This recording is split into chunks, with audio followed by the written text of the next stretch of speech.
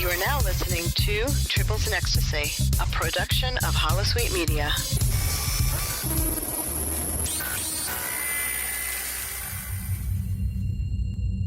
This is Admiral James T. Kirk of Federation Starship Enterprise. Your presence here is an act of war. You have 2 minutes to surrender your crew and your vessel, or we will destroy you. Admiral Kirk, this is your opponent speaking. Do not lecture me on treaty violations, as this broadcast is intended for mature audiences. In the following podcast, there will be thoughts and opinions expressed that in no way reflect your Federation, this station, website, or affiliated partners. Who is this? How dare you? Who I am is not important. Listener discretion is. You Klingon bastard.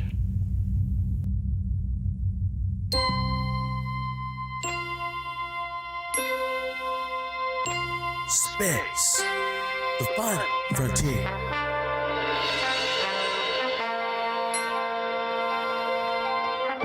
These are the voyages of the starship Tribbles. Her ongoing mission to explore strange new worlds, to seek out new content and new stuff, to boldly go where no podcast has gone before.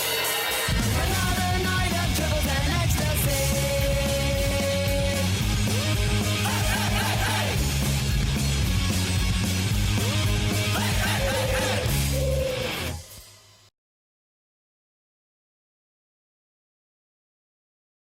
Hello and welcome to episode 262 of Tribbles and Ecstasy. I'm your host Midnight Shadow, and joining me in the studio today we have got... Oh god, Twitch is still borked. Indeed. Hi everybody, it's Sun. It's as annoying as the annoying dog. Stu Dog. Hey everyone, Geez here. And no, Stu, you're not annoying. You're perfect just the way you are. Unless you're a bad dog, in which case, newspaper. Not annoying. I need to buck up my ideas and try and change that. Okay, so let's start off with Star Trek Online.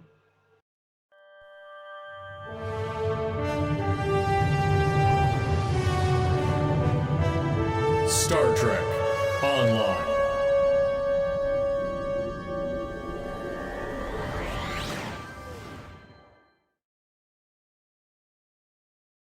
So, this week, let's start off with the events that are coming up.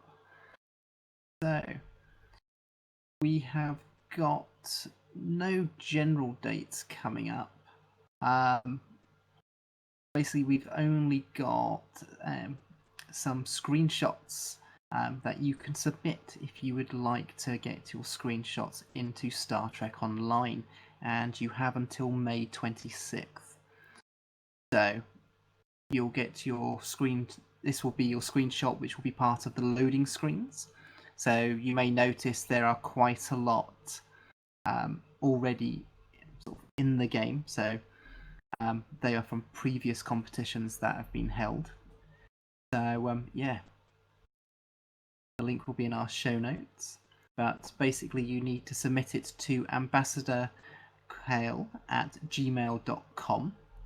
And, yeah, at the end of the month, the winners will be chosen. So, yeah, I must admit, I've never entered any of those competitions. I've got to sort out stuff in order to actually take good screenshots, because there is a good way, isn't there? Because you need to type in a command. Yes, the command is noted in the article. I cannot remember what it was, but I can find out. Now, that'll probably be different for console players, won't it? Because they probably won't be able to change the resolution or get a screenshot. Geez, would that be down to like sort of capture cards and stuff? to be able to take screenshots on consoles?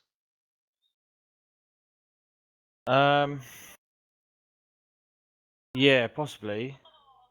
I mean, to be honest, on a PlayStation 4, you can take a screenshot on the console directly and upload it to things like Facebook and etc. like that. Okay, so hopefully console players can actually do their own screenshots themselves to enter into this. So Yes, so the screenshot command in the chat window is \screenshot to take a .tga image or \screenshot _ jpg to take a jpg image. Either is fine to submit. So yeah, if you are creative, then go and have a go. Looking at you, Zeph Films. So we have also had the first Contact Day writing contest winners announced. Now, this must have been, 5 weeks ago? Yes, it was around about the week of First Contact Day, so around about the week of the 5th of April, a couple of days before, anyway, the competition went live. Well, they had to have the time to read all of the entries.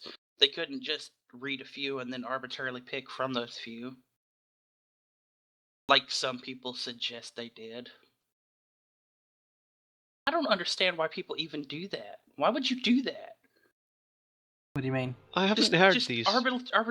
arbitrarily suggest that they only selected the stories from names that they knew, like around the forums or in game, and then picked from those. Like, what? Why would they even do that? What kind of sense does that even make? They wouldn't. No, that's. No, that sounds well dodgy. That's like saying congratulations to Ambassador Kell for submitting the best story ever. He gets first prize. Yeah. Wait a minute. I think it's just people who thought they should have won and didn't.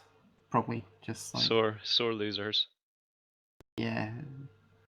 I expect that's what that is. So in third place is Tia Neza, who walks away with the new Hollow Novelist title and a Phoenix Admiralty card and a Phoenix Prize pack. In second place is Jason Wages, who wins the title, the Admiralty card, and 3 prize packs. And the grand first prize winner, drumroll please, Matthew Calhoun, who gets the title, card, and 5 Phoenix prize packs. On the blog post on the Stone News articles, the stories are linked there, so by clicking on the images, you can read the stories that won. Have any of you guys actually read any of the stories so far? Nope. I haven't read them yet either. Nope, can't say I have. I only noticed the article today, and yeah, I've been a little bit busy so far this weekend. I only actually realised that the stories were readable about 10 minutes ago myself, so I haven't had the time to go over the article. Well, hopefully I'll get some time next week to read it. The link to the blog will, of course, be in our show notes, so if you would like to go and take a look.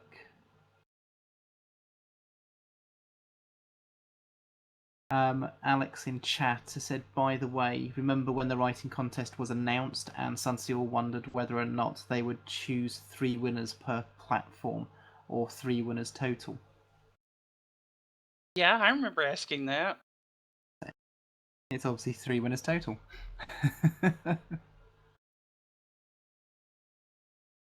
So,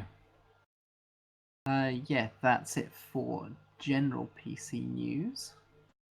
So on to PC only. So events. Next weekend we have Bonus Marks Weekend. And that is running from the 18th of May to the 22nd of May. We're currently still on the Mirrors and Smoke featured episode, which ends on the 18th of May. So that is this coming Thursday. So week 3 rewards are currently out, so this is the final week for it. So yeah, if you want to go and get your Qatari fortified shield, isn't it, this time? Yes, the Kentori. I can't even speak. Lol. The Kentari fortified personal shield, which was designed to be able to react to incoming threats by modulating some of its excessive power to boost the effects of plasma-based weaponry. So, So this sounds pretty cool in conjunction with the plasma boosting Romulan Navy kit as well. now, I did go and quickly run the mission earlier on today because I never actually got a chance to run it last week. So I'm still a reward behind. So of course I never got to collect an extra upgrade token, which was annoying. And yeah, made some notes because I said I'd go and have a look at a couple of things based on last week's discussions. So, but yeah, I want to go and get your bonuses. So, yeah, the armor and the shield give you an extra 12.5% chance of temporary hit points for 60 seconds when you take damage, plus 20% plasma damage. So That's not bad.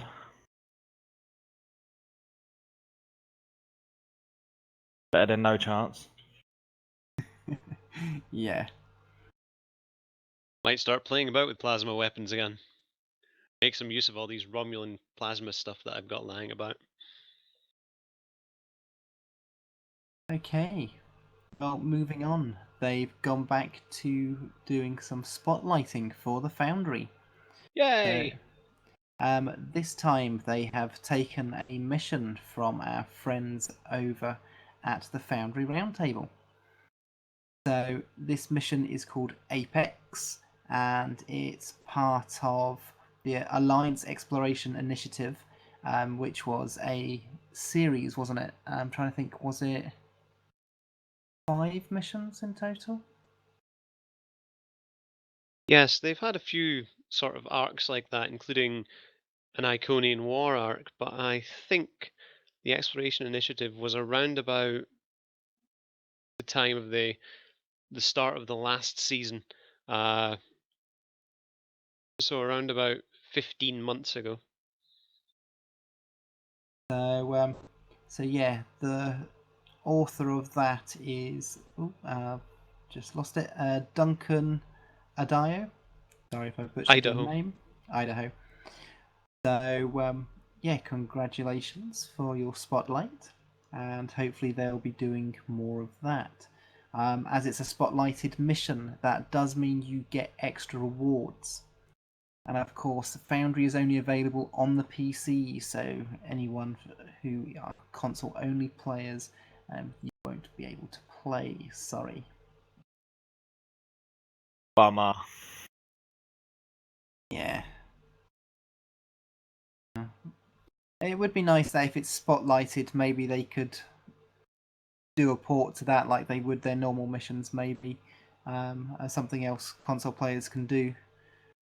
Who knows? But I suppose that's going to take an extra pair of hands to do that. It was noted that one of the concerns about having the missions sort of uploaded for console was that there wasn't any way for them to reward the players that had made the missions. Yeah, but they could always do that as part of a dialogue box, maybe, or something. So when it just came up, a contact would state who it was from or something. Who knows? I'm sure they could probably do something. I was gonna say, couldn't they just automatically send them the reward anyway, like through, I don't know, like through a mail or something like that? Well, the thing is, they wouldn't be able to get rewards like people can give by the players. But if it's a spotlighted mission and they want to port it over to the console, they could maybe get something from Cryptic, or at least credit for it. I don't know. I'm sure something could be sorted, but as with all these things, they'll have to decide how important this is with their other priorities that they've got. Yeah, no doubt. So, I suppose if they're seeing a decline in numbers and they want to add something else for people to be able to get into, where maybe other people have created it and it doesn't take them as long to port it over, it might be a possibility for the future, but yeah, I don't think that would be for a while personally. Yeah, I've always wondered how the Foundry would work on the console, especially obviously the controls to set up the missions and things like that. Would it be easier or would it They be would. They harder? would. I don't think they'd be able to do the Foundry on the consoles. They might be able to make some of the missions playable like they do on the Spotlight. So they would export it and maybe have it as part of a separate journal for people to sort of play.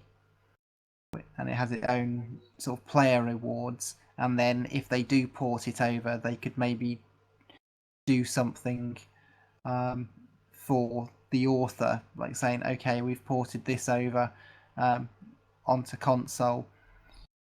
Here's, I don't know, 500 Zen or something.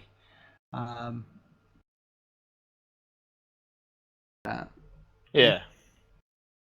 It Who makes you wonder knows? how they got the Sims on the console then, doesn't it?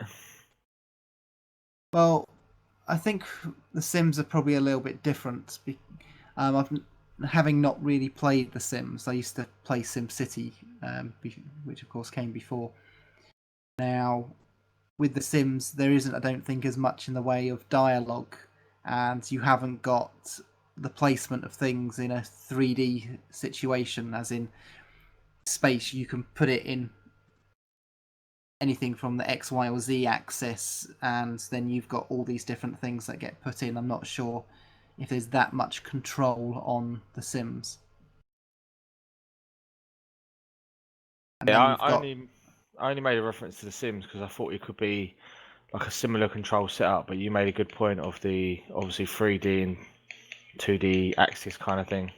and then there's also the dialogue. How do you write tons of dialogue? Because most people don't have keyboards that are usable, or even think about plugging a USB keyboard into a console to type with. Yeah, good point. So I suppose they'll be the things that would mean that they couldn't create a Foundry mission on the console, but maybe something, as I said, could be ported. So, If I'm It'd not be mistaken, both of the consoles have an integrated virtual keyboard of sorts. yes, but have you tried writing huge amounts of text with that? It is so time consuming. It's time consuming, but it's doable because I've done it on a phone. I know, but I hate it. That's why if I'm going to type something, I'll go and use my computer. My fingers on those keyboards, I hate it. But Midnight, you're just not committed enough to the fandom. I know. I've still got a feeling that it'd be too much for people to stand there and use the pad to select every single letter of their dialogue. And like you said, if they're writing pages and pages, there's just no point to it. It's what also drives me mad with those ones is the keyboard very rarely is QWERTY. So it's always alphabetical, which, because I use computers all day, every day, it really bugs the hell out of me because I'm always looking for the letter. Whereas I'm And it would look like you were typing in Breen if you thought it was a QWERTY keyboard, but it was an ABCD one. yeah.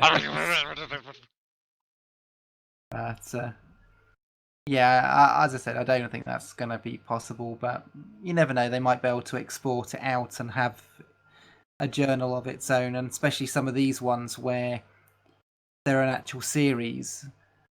Then yeah, they could port over an entire series and sort of like 3 or 5 missions or whatever from the relevant authors. And Congratulations, your mission's been chosen to be added to the mission journal for the console. Here's 12,000 Zen to get yourself either a Romulan pack, a Temporal pack, or the Intelligence pack. sorry, what was that last part? The Intelligence pack. It's not called the Intelligence pack. The one with the Intel ships in it. Oh, Delta pack. Delta. Delta Rising pack. Yeah, sorry. What about the packs? I was actually looking at Alex's feedback in chat. So. Oh, I was just saying, like if they had a competition or something, and they just said, "Oh, congratulations, we've chosen your mission to be ported to console, and it's been added to a mission journal there. We couldn't reward you, but here's 12,000 Zen to pick here's up enough a Zen pack." to buy one of the mega bundles. Yeah, exactly. Realize that's $120, right? Yeah, well,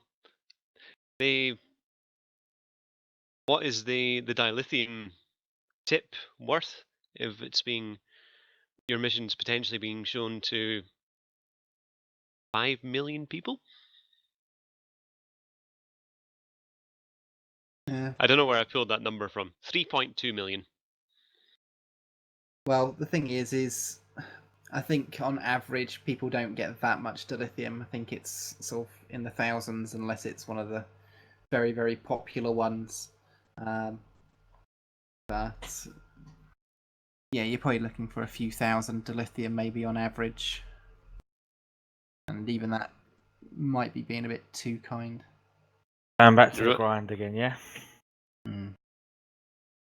Remember, listeners, be kind and always tip your Foundry authors. Yeah. If you dislike the mission, remember and let them know why you disliked it. Don't be hateful about it. Jeez. Constructive criticism. Definitely.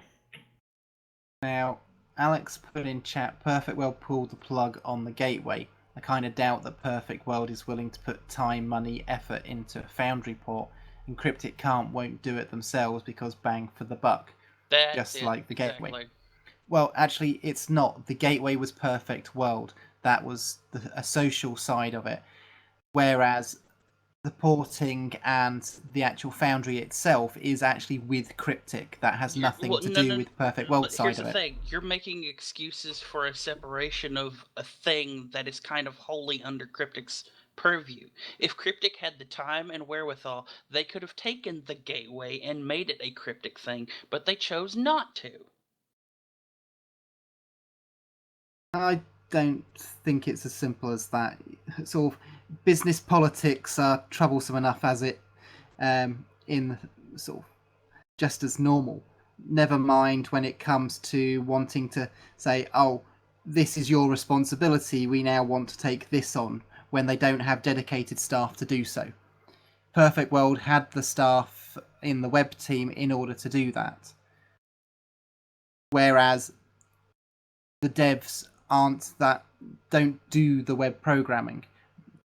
Programmers for gaming will do things in like C# and all sorts of other things. They don't always deal with the interfaces and the sort of coding software that is actually dealt with on the web front. And then you've got all the different types of servers that would be used and browsers, and it's a completely different things. I'm sorry, but it seems like Cryptic or the Perfect World didn't have the dev team for a Stow gateway. Otherwise, it would have gotten further support than it did. Well, the thing is, they were working on it.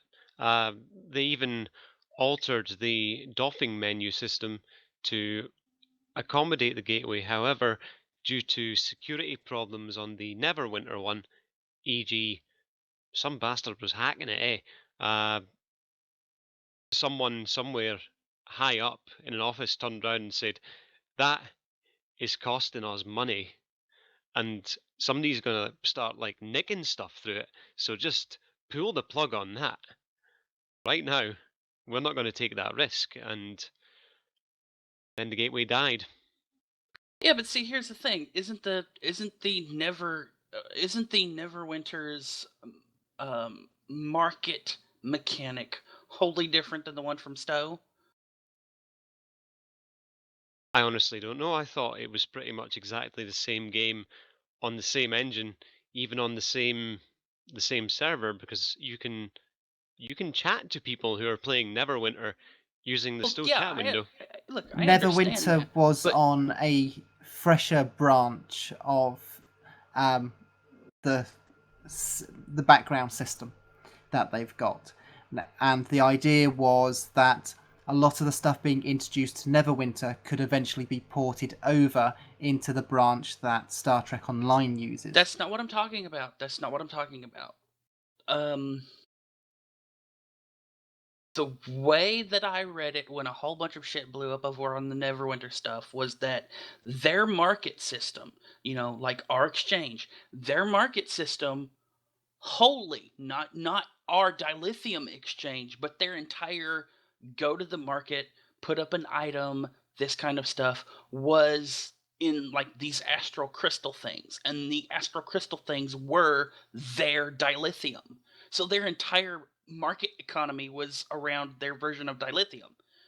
So yeah, having a gateway app that you could quite literally manipulate for their version of dilithium would be something you'd want to clamp down on. Now, if I'm wrong, I'm wrong. I just thought that's the way their market worked. Their market worked through their premium currency, period. Oh, So yeah. it would be like a sort of a simplified version of a Stowe that has only one currency instead of EC and dilithium. Well, it would have two currencies. It would have the base currency, which you can buy stuff from the NPCs in game, and then everything on the exchange would be through dilithium, and then the dilithium could be converted into Zen.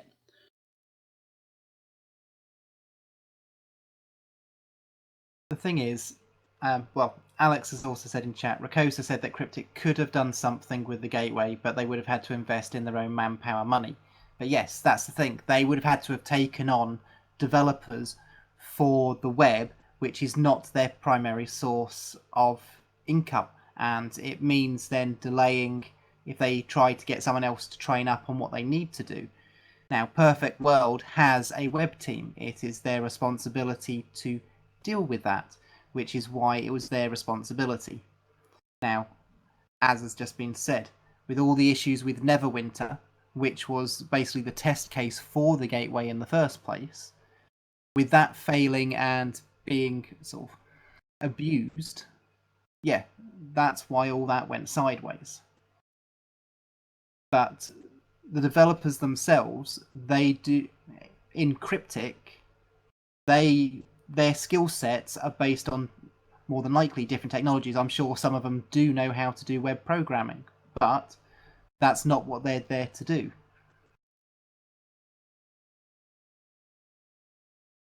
Are we talking about the same gateway where you can only do certain things on it, like, for instance, duty officers and stuff like that? But well, see, that's the difference.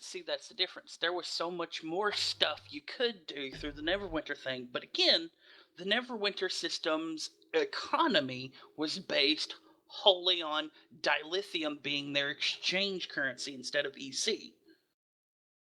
At least that's what I kept reading from player to player to player who was talking about Neverwinter being crap.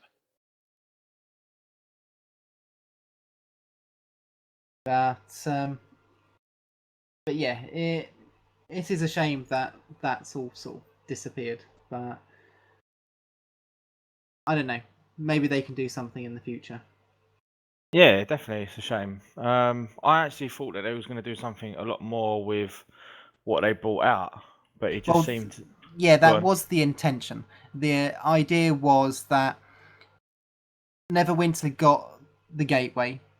They also used the same technologies and feeds or whatever they had connecting the databases together for Star Trek Online, where they brought out something very basic. Basically, the only thing you could input and really actively do was to contribute to Fleet Holdings, which they didn't bring out for several months afterwards. Basically, all you could do was have a look at your basically paper doll. You could have a look at your character. You could see what consoles you'd got on your ships, things like that.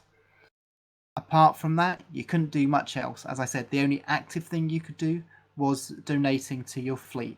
And yeah, they could have expanded it, and the plan was to expand it so you could do duty offers. And I'm sure as they added things like Admiralty, and I think it was actually Yugi's who'd actually said that they, or it might have been Studog had mentioned about them doing stuff in game because of the gateway. That's where Thomas had kept in mind the gateway and had tweaked and updated the UI, so that way it was very easily duplicated on the Stowe gateway, because that way people would recognize the user interface. You wouldn't have two systems looking completely different. So yeah, changes were made in game when they refreshed the UI in order so when it got onto the gateway by Perfect World, that it would look the same. But of course, that never materialized.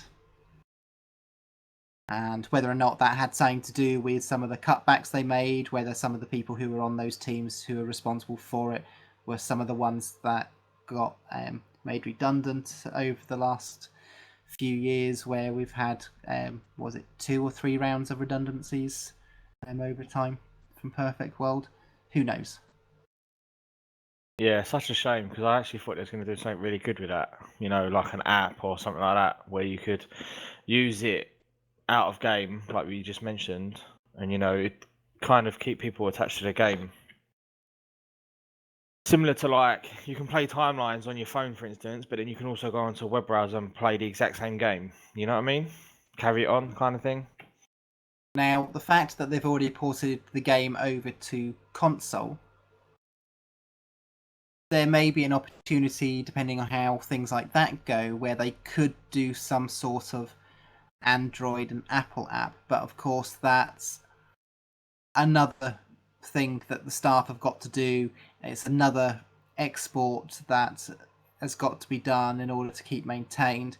Then you've got the different deployments for both Apple and for Android, or even Windows for mobile. It's a lot of effort and time, and the fact that you can't fully play the game on those devices would mean that it would be very hard to make it sort of, well, as Alex said, it wouldn't give them the bang for the buck. Yeah, I don't think they'd do that either. I mean, going back to a classic argument, a lot of people were peeved that they couldn't link their accounts from PC to console, and that maybe that's something that they'll look at in the future. But doing an app that links to the consoles is probably way off. They have more of a better chance of doing it to the PC than the consoles, I think. The thing is the linking of the accounts, that's something which is out of their control. The servers that they get put on and the sharing of information is very different by Sony and by Microsoft. So it's to do with the structure of those systems and servers and things like that, which is why the data can't just be shared. Fair enough. Now, I was going to say, like, I'll admit that when it comes to like online gaming and stuff, I don't know very much, but is that a very common thing? Like consoles and PCs all being linked up and working together?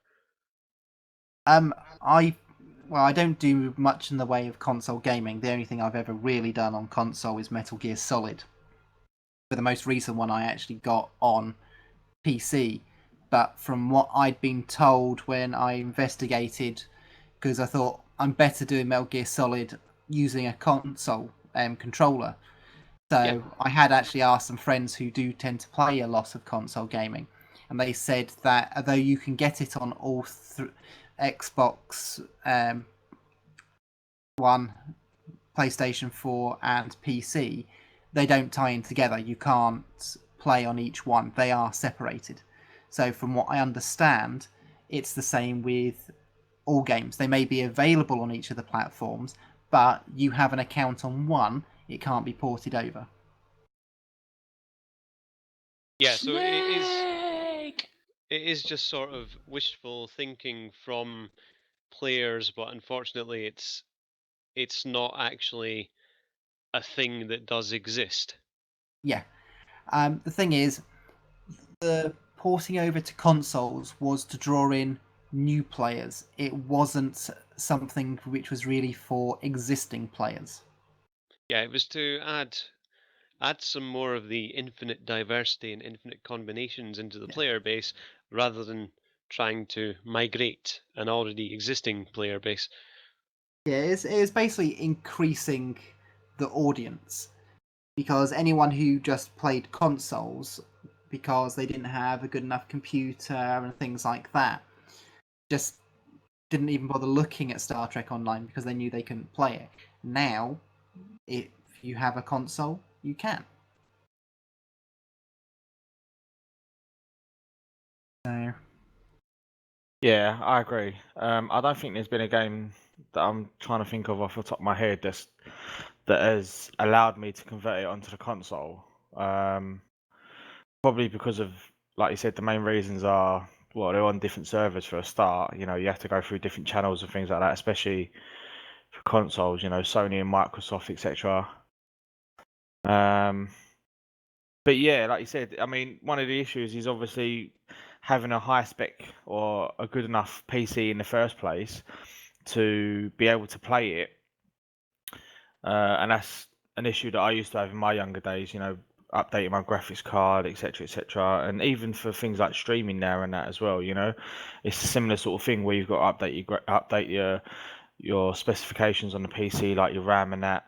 Whereas obviously on the console, it does all that for you. So I can understand again why they switched to playing it on the console. And like you said, it opens up to a whole new range of audiences, doesn't it?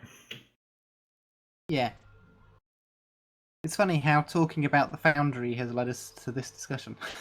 I actually had to go back in the show notes thinking, what did we start talking about? I'm going to start a petition, Foundry and console. Everyone can sign it. Okay. So, we had a new release on patch day. So for PC, that was Thursday, the 11th of May. So they've made some updates to the player potential system. This is the system that will group you with people for the wargame scenarios where you don't have visibility of where you are. You just hopefully get queued with people more of your level. So someone like me probably wouldn't be playing if I was just pugging it with someone like Timberwolf with his 100k ships. So yeah, they have updated that based on getting input from everybody playing. They've resolved crashes that have been occasionally crashing people's computers when either patching or loading into maps. On Twin Tribulations, they now have added an AFK penalty on normal mode. There's also some other ones there as well. Let's see, competitive wargame consumables. They now benefit from any kill that isn't a carrier or pet projectile on the takedown consumables. The consumables now display their shared cooldowns when viewed in the inventory. As we briefly covered last week or the week before. Yeah, it's last week, wasn't it? That with these ones, you don't actually have to put them into your trays. You can keep them in the inventory. So you can easily sort of just use them there. So that's a little bit different to current gameplay. So yeah, they've also updated the PvE UI. They've added a filter to display all PvE queues regardless of the rewards. So for those of you who liked the big long list, you can now have it back. The big long list is back. The group invite accept window will always show the create private tab instead of toggling the window. They've added a message for when the private match group is disbanded due to queuing for a regular match. They've also added a button to view the reward cooldowns as well. That was Finally. something that a lot of people were missing. And they resolved an issue where solo players are grouped into a queue when joining a PvP map. And they've also resolved an issue when a player is set to team mode, the player would get kicked out of the group when invited by a player in invitation mode. They've made some updates to the Foundry. There's no longer an Undine Dromius. Yeah, an Undine Dromius Biocruiser that is mistakenly labelled as a Deverish class. They've updated display names for numerous ships. Some of the known problems. Hypercapacitor shields do not show shield regen value in the UI. Scramble Fighters does not properly interact with the damage immunity lockout. And target information is not visible in shooter mode.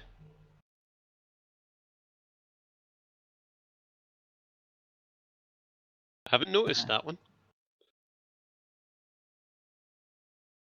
I don't tend to go into shooter mode, to be honest, so...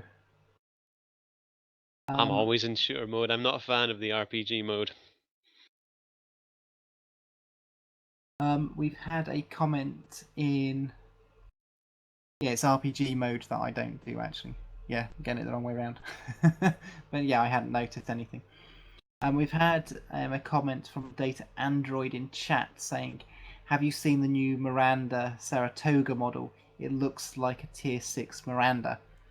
And he's sent a link to Imageur.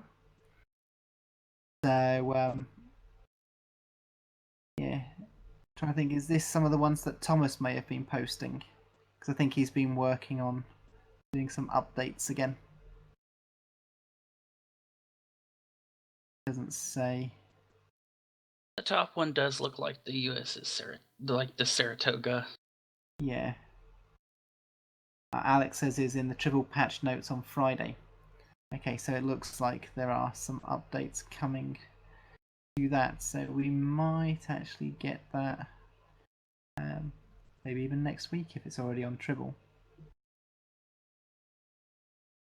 So there you go, Alex. There's more to complain about. They've released your tier 6 Miranda. You kept asking for it. There it is. The funny thing is, one of these tier pictures... 6 space shuttle then? Wait a minute. One of these Miranda shots has a bottom view of the nacelles and the joint between the mission pylons and the hull/saucer. There's like these X-wing fighter type deals on the ship. They look like the little laser arm things from an X-wing, just really shortened. It's even got the little cup with the little saucer, the little pointy deal coming out of it. So yeah, Alex has posted in chat the Tribble patch notes. So that's dated yesterday, May 12th. So loading that up now. Oh, okay. Alex said, I won't complain. I demand a tier 6 to plan a half and a tier 6 Apollo 11.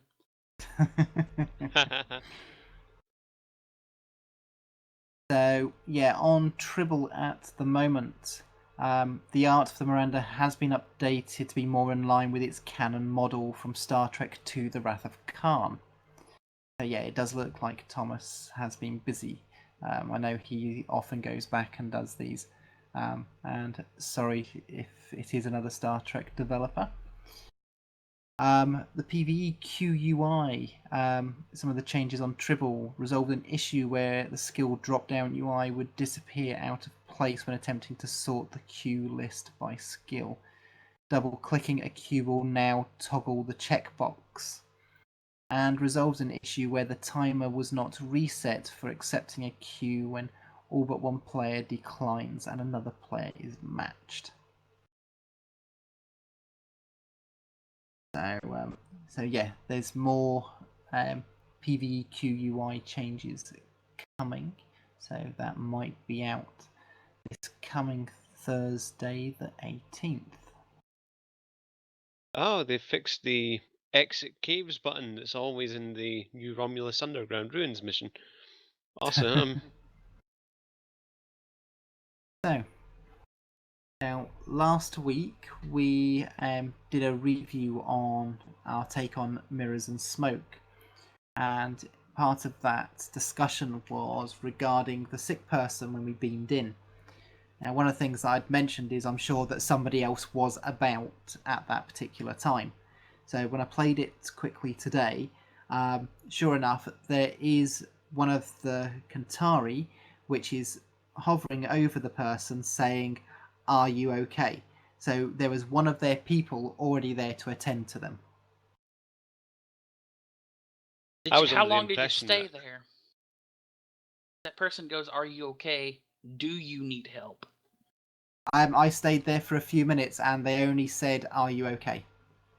Are we going back to this argument again? I was under the impression that the guy was pretty much like, at the end of the road and screwed, and it was one of these, yeah, we can't help him. Day luck, Chuck. Anyway, it might have boldly been, on. but at the end of the day, we were supposed to be there to try and help all the people, not just the one, and a member of their own species was there to help. So, as I said last week, I did not see a problem, even as a Federation officer, of seeing the terrible things going on and wanting to speak to their leaders about it.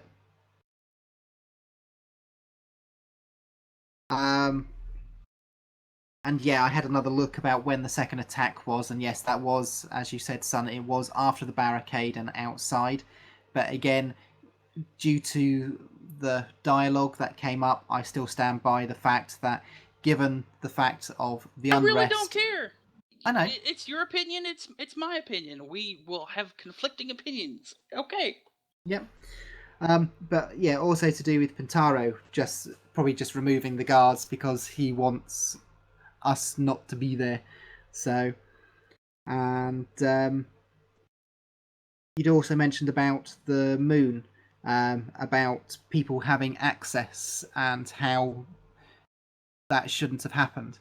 But then part of the dialogue was just before we beamed down, is that the Ministry of Defence should have complete access for oversight, which is why the traditionalists were able to stop things, and which is why before we beamed back up, you actually get Kamari, who actually says she's locked out access to everyone but you and me. That was the reason for that. That's not my issue. That's the them being there as oversight is not my issue. My issue is that there are waves and waves of these traditionalists not there, yet spread around all over the map so that they come at you in waves when you're trying to fix shit.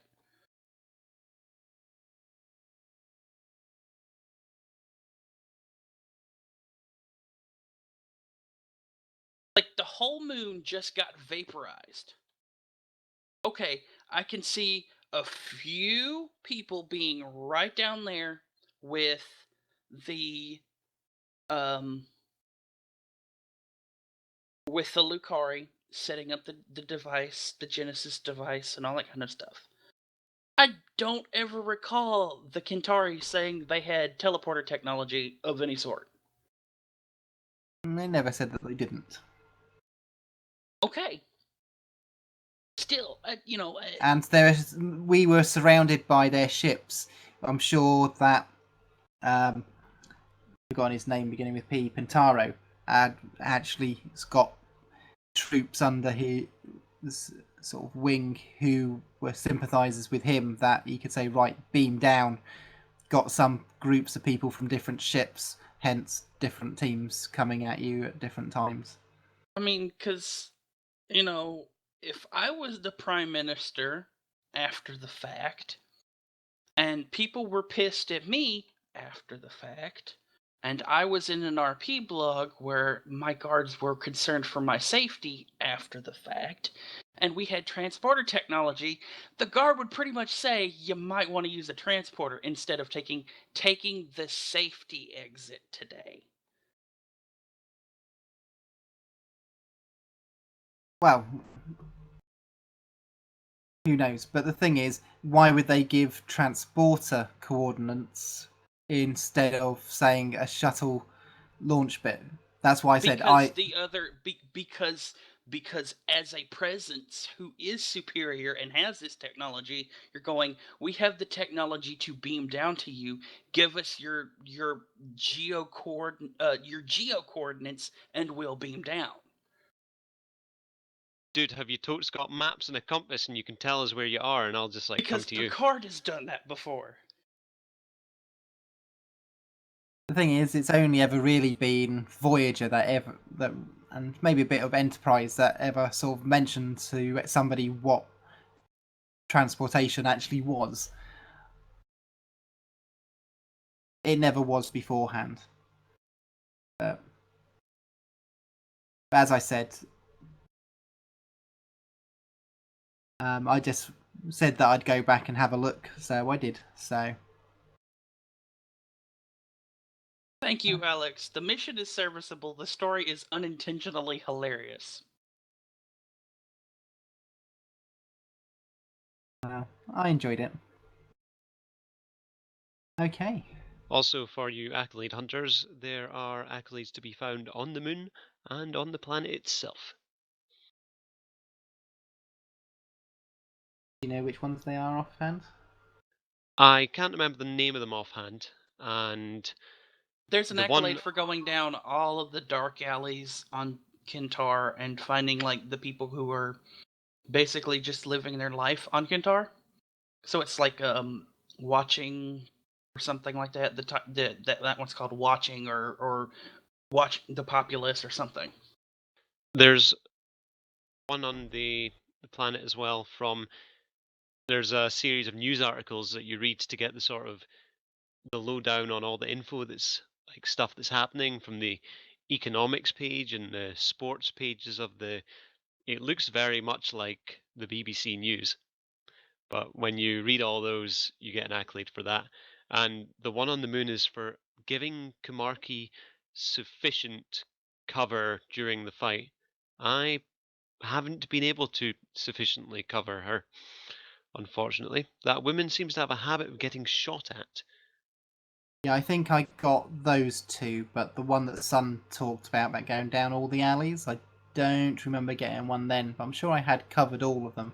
But I'll have to have another look when I go back to get the shield. Yeah, every nook, every cranny. See, like when you start, there's the guy in front of you, and then you want to go straight down the road. If you turn around, there's like an alleyway behind you, if I'm not mistaken. Or there is an area in that opening box that you can stand in with a Kintari near there that will trigger the little chirp for you've gotten that portion of the accolade. Now go find the rest before we give you the accolade. Okay, I'll have to. I shall go take a look. But yeah, if you're an accolade hunter, got some more to go and get. As for the newspaper things, did anybody notice that they had like a progressive newspaper and a traditionalist newspaper Yep. with completely different articles over the same topic? I so quickly read them about 2 weeks ago. I can't even remember what they said now. It's like the blue tops and the red tops.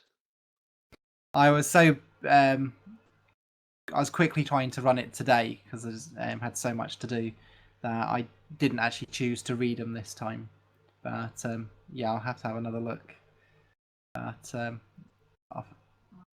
I can't say that I did actually notice.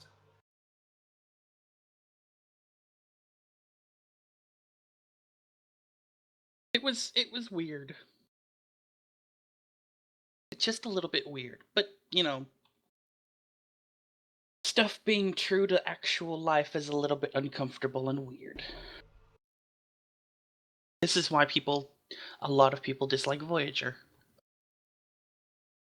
Why? Because it was too true to life. Because it was people being thrown into a situation which they had to deal with. For me, that's the sort of programming I tend to prefer. So things like that, Battlestar Galactica, I love those. Yeah, I mean, it can be a bit mundane. Obviously, they haven't got many places to go, have they? Apart from the planets or the people that they see every day. And I'm guessing that the fact that they need to get home all the time, being reinforced in every episode, could be a bit tedious, but it's still good. I thought it was pretty good. Anyway, it was a different spin on the whole Star Trek universe thing and a different angle.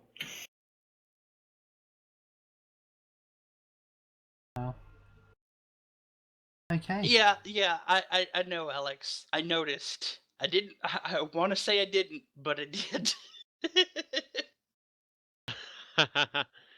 the blue news anchor, for the paper, for the progressive, more economic centered newspaper is Admiral Tanay.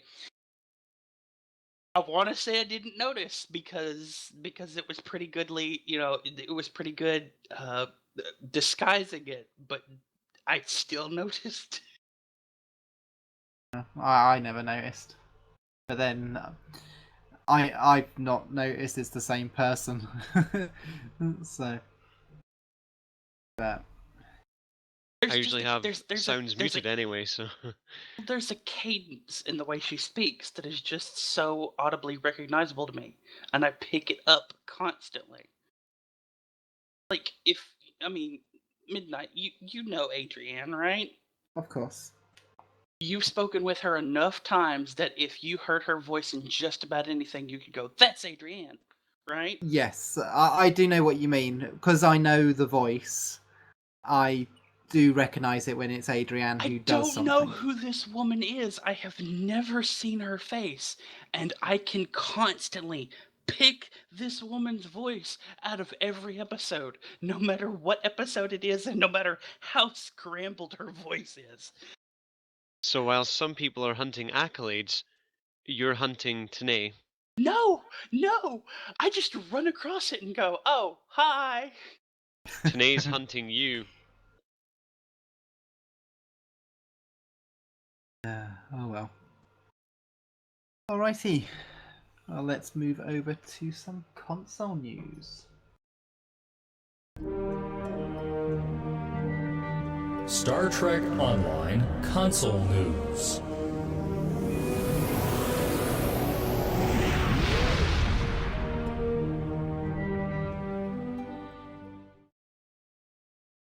So, Geese, do you want to go through what's in the calendar event? Yes. To be honest, not much. We have, probably as mentioned last week, the Crystal Lion Cataclysm event started on the 11th of May, but again, it doesn't finish till the 1st of June. So if you're like me and you've only started now, you have got a chance. So get in them queues and get going. Apart from that, there is a featured project coming up. I'm actually currently on the console right now, so I can just have a quick look. There is a featured project coming up on. It's called Broadened Horizons, and it will add glass floors to your research lab. Woo! As well as obviously the research room itself. That is running from May the 11th till May the 25th for the star bases. Now, these featured projects. Now, this one seems to be a little bit longer than, because it's usually only for 2 weeks, isn't it? Or is this them running all the featured projects? I'm not too sure, to be honest. I mean, it just kind of says in the event info that it's called Broadened Horizons. Complete this project will add glass floors to your research labs, conference room, and research room. Increase the height of your research lab's development room and add machine rooms to your research lab's research and development room. So it's a lot of cosmetic stuff. It almost sounds like they've grouped all the cosmetic stuff into one. For the research labs, yeah, it definitely sounds like that. It looks like you could probably do 3, pretty much, depending on how quickly people are of their star bases and stuff. Yeah, it sounds like they may have increased what one of the projects is, and then they've also increased the amount of time to get it, and possibly increased the amount that's required compared to the PC. So, if you're listening Yeah. and you know if they have or haven't, then please get in contact and let us know. Okay, so I didn't put this in the event notes, but I'm just looking, like I said, I'm looking at the calendar at the moment, and this Thursday coming on the 18th, which no doubt we'll probably mention it again in next week's podcast as well, is actually Borg Red Alert weekend for the console players. So they're bringing back the Borg for that. And moving on to the console patch notes from the 9th of May. Okay, so in general, they've resolved a crash that would occur when a player opened the inventory that has a Russian blue cat from the Lobby store in it. Now, I haven't seen a Russian blue cat. Damned Russian cats. But they seem to be swarming the infantry, so that's called the exterminators or something. It's also resolved an issue where a number of powers would not appear in the radar menu, so that could be for either ground or space, I'm not too sure. They resolved an issue where the Temple Agent event was still running. Newly made 23rd century captains will no longer use the Temple Agent reward system. Oh, bummer. Already created Temple Agents will not change though. All the characters on the account which has a Temple Agent will still be able to access the rewards from the system, pardon me. I hope you guys got in while the getting was good, because all that EC. I did get one, I must admit. Well, you only really need one in order to activate most of the rewards, but you really want to have had one for each faction. Well, it was only Federation. Oh, was there any Federation? Well, here's the thing. Oh yeah, because it's Temporal Agent. Sorry, yeah, For I'm each thinking. one of those, you create the rewards you get for leveling up that character specifically through the temporal system is a huge chunk of VC. So, having a whole bunch of those characters, like Midnight has, and making them all temporal tunes when the temporal thing happens means a whole bunch of bank DC. Yeah, I ended up cashing in the EC and deleting all those characters and then recreating them as normal characters. So that way they could benefit from the progress of the temporal agents and things like that. You went back in time, you made a whole lot of people, and then you turned them into hot dogs and money. You monster. Well, I it's not just, just that. I it's just not- stuck in the transporter buffer for a while, and they came out almost Tuvix style, just a little bit different. They've I been was thinking cooked. more like well, they weren't people after they went through the transporter in the motion picture, but those things. the most horrifying thing in a non-horror movie ever. The transporter accident in the motion picture. My God, that was terrifying.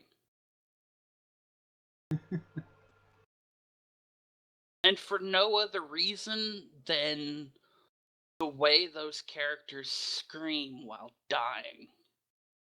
And now they're foaming. Ah! It might just be because I'm a disturbed person, but I never thought anything of it, to be honest. You were sitting there laughing into your popcorn, weren't you? No. Okay, so the Lakari weapon proc will no longer heal enemies while the player is confused. Resolved an issue where 23rd century Federation captains could not change the ship registry numbers. So if you got a number you didn't like, you couldn't change it until now. Added Type 4 and upgrade materials to the Klingon flagship battlecruisers. Resolved a gap between the Gorkon nacelles and the hulls of the other Klingon flagship battlecruisers. Sorry. Resolved an issue where team damage floaters remained hidden when the option show team damage floaters was set to on. However, there is still a couple of known issues that console players need to look out for, and that is that occasionally, not all the time, but occasionally, a crash related to the camera system is occurring. The planet in the Battle of Caleb 4 is green from... Oh no, the planet in Battle of Caleb 4, sorry, is green from space. I don't know why that's a known issue, but Yeah, what color is it supposed to be? I have no idea. Chocolate? Blue, maybe? Did you say chocolate? Yeah, it's supposed to be chocolate. Chocolate flavored planet. There you go. And that wraps up all the console news for this week. Alrighty. Alright. Red alert, combat, disengage the cloaking device and fire the torpedoes. Yep, it's time for the combat log.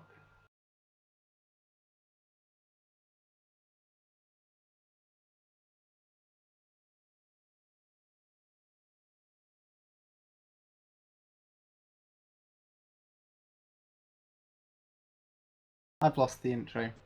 For that Oh, one. Do you want me bother. to just do the intro for you?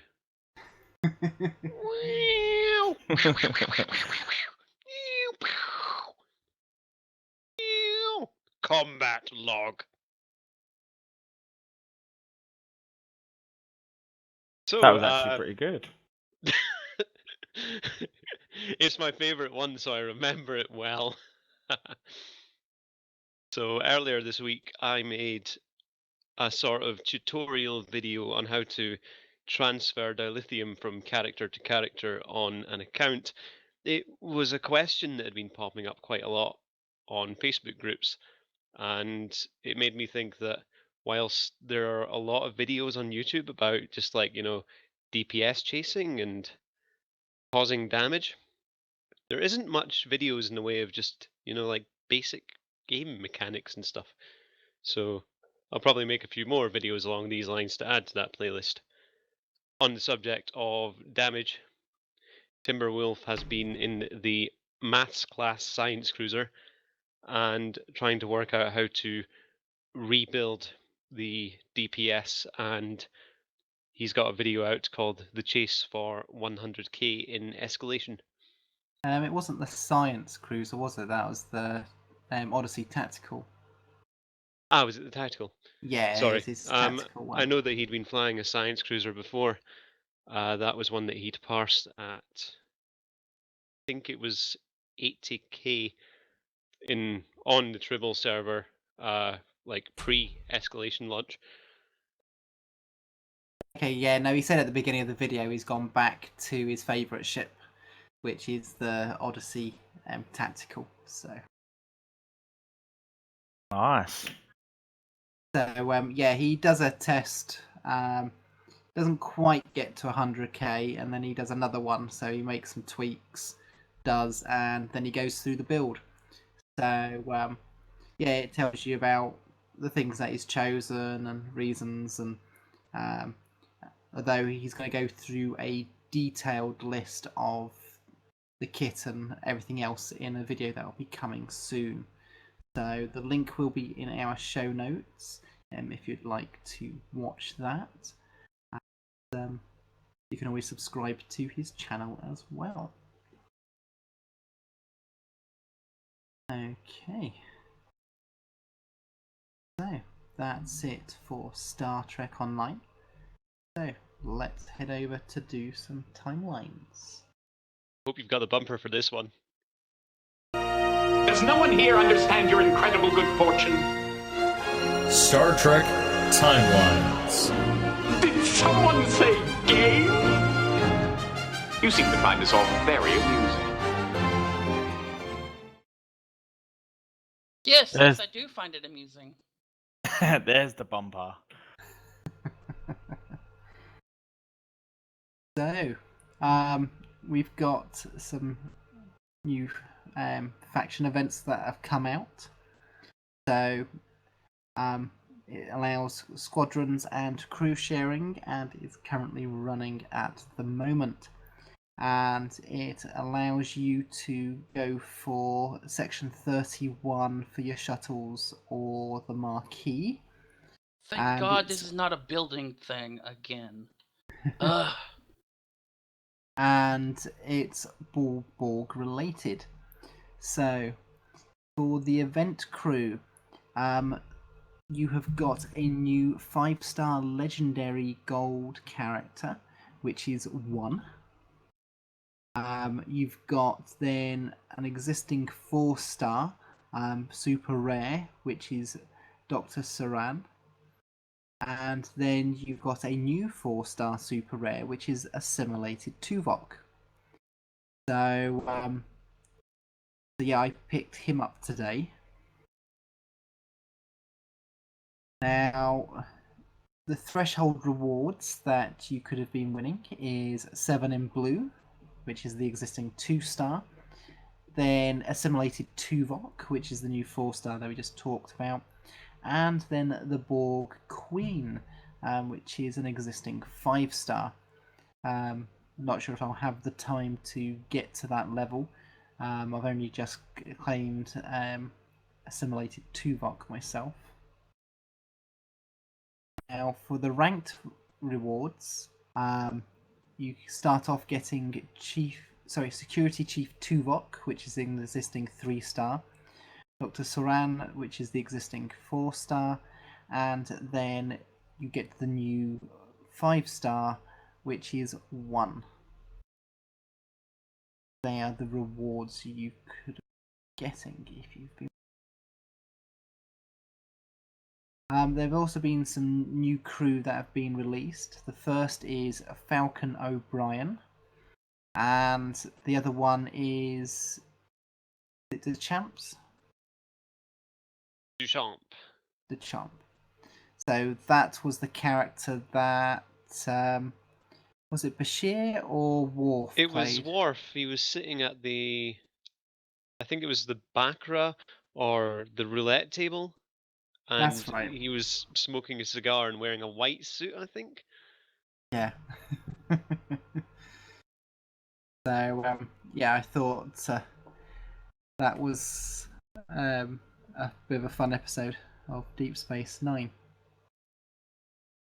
Now, I also noticed on Facebook earlier today, which is usually a strange day for these things to be posted, that a Q Continuum pack has been released. Now, this is a pack that will a chance of limited Q crew. So that can be found in the time portal. So you can buy 1 for 72 dilithium, or you can buy 10 for 650. So if you like Q and you want to get him, because there haven't really been that many chances, you now can. I have 2Q, both 1 star, even though they're really high level characters. I'm trying to think who I've got. I'm just using I've got the human Q and the judge Q. I've got the Captain Q. I have got Captain Q, that's 3 out of 4 stars. I've got Human Q, that's 3 out of 4 stars. They're the only ones that I have. So, yeah, Human Q is level 40 for me, and then Captain Q is level 50. Another thing, I don't know if we'd covered this in a previous podcast, as I've not been about for a while, but Timelines is going to be released to Steam. Hashtag really soon. Ah, I hadn't seen that. If that's the case, Alex might be able to play. If he wants to. So how does I that think the work? answer to that is that there's no such thing as Timelines. Well, no, it might be there's no such thing as Steam. Yes, on the actual Steam page itself, it says that it was slated to go to the platform in May. I found out a few days ago through a friend, and I'd went onto the Steam browser and had a look, and it didn't confirm any specific dates, but it does seem to be coming very soon. That'd be interesting though, and again, attract more people, wouldn't it? Yeah, I'm just hoping that there's some way that I can migrate my Facebook timelines across there using my ID code somehow. Yeah, I tried connecting Facebook up, but it wouldn't allow me at the time. I still haven't retried. Uh-huh. I use Facebook Game Room to play it onto, so I don't have to go into actual Facebook browser itself, like Facebook on my browser itself. The Game Room acts as like a smaller program, if that makes sense. That's cool. I might look into that myself. One of the issues that I was having playing through Facebook is that the small notifications that pop up in the bottom left corner sort of appear over the UI, and whenever I was clicking stuff down there, it pulls me out of the game. It's not handy when you're in the middle of a PvP battle. No, that sounds like you're on the actual you're on Just you have to through go through Facebook Facebook. itself. Yeah. Yeah, see, I started off doing that as well, and then it wasn't until I looked on Facebook where it said obviously download the Facebook Game Room thing. I did that, and then it was just a case of it still allows you to play the game. Like it would allow you to play any game that you would normally play on Facebook. Yeah. But just kind of a separate thing, which, like you said, would help you, wouldn't it? Yeah. So it is a downloadable program. Yeah. Cool. I'll look into that. Well, I just decided that I'd get the 10 pack for Q, and I only got one single Q in the whole thing. That's what you get for buying into the game that's about crew management. Damn. Yeah, I got 6 blue blue quality characters. 3 lots of ship schematics, which all of those ones I've got anyway. And yeah, I got 1 human Q, so that's what you get for gambling. Haven't done one of those for ages because you usually just get extra crew slots. Yeah, well, at least I can upgrade my Intrepid class ship. That's gone from level 4 to level 5. Oh no, I've got enough to get to level 6. No, it's not. I think it's just bugged. It's still got the upgrade button selected.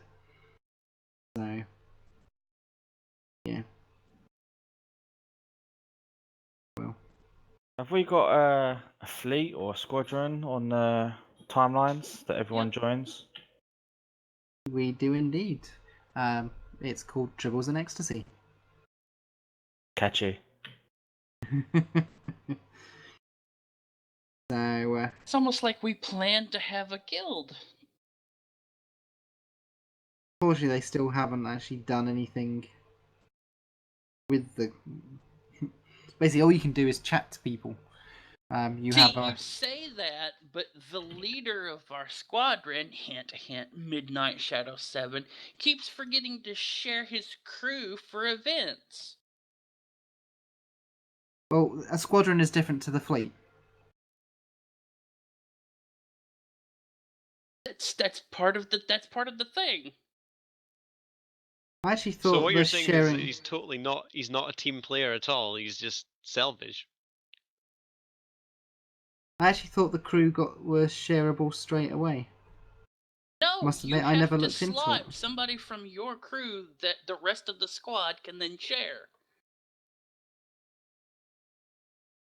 I'll have a look at that now, actually, because yeah, I must admit I thought that was already done. I don't think it's available for this event though, but it is available for other events, especially like the crafting events.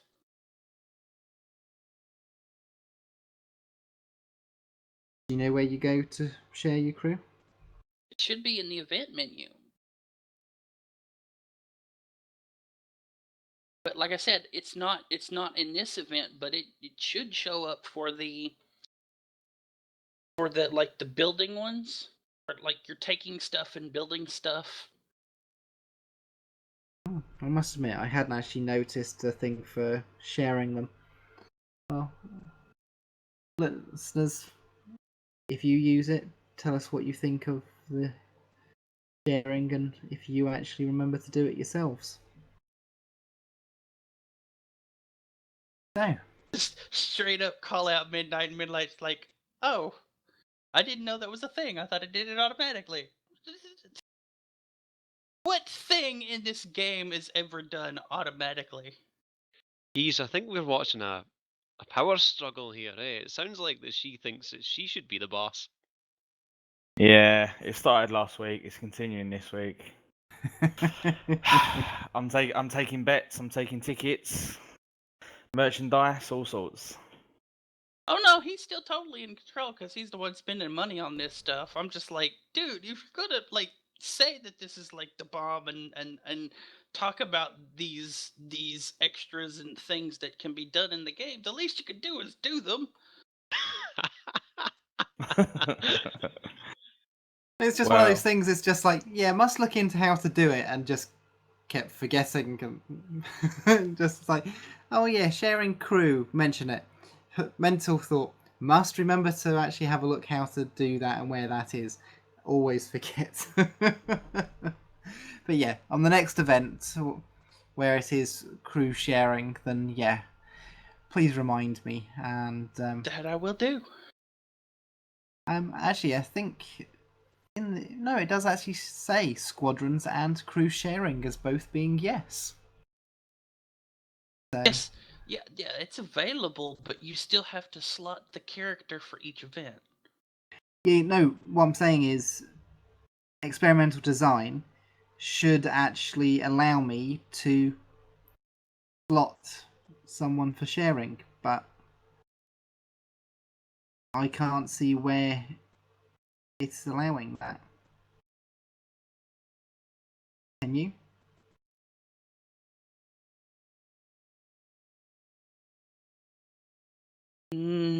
No. It doesn't even say it in the event rules, so. It might just be an error in the blog. So, because yeah, um,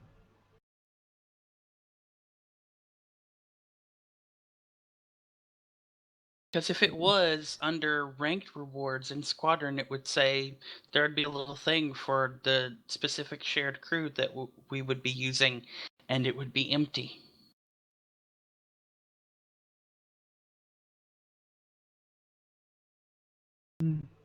But yeah, in the squad, it's just got that. So Then yeah. again, that was before 2.0, so who the hell knows where any of that is now?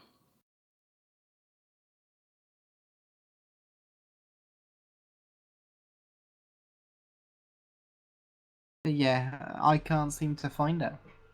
So yeah, if you are a Star Trek Timelines player, and yes, Alex, I know that doesn't include you, have you actually been sharing your crew? And if so, how have you done it? So I think I'll make that one of the community questions, actually.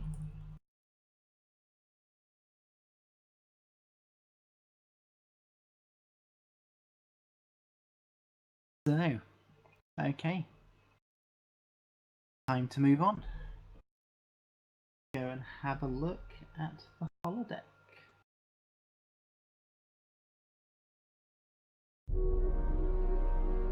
Holodeck.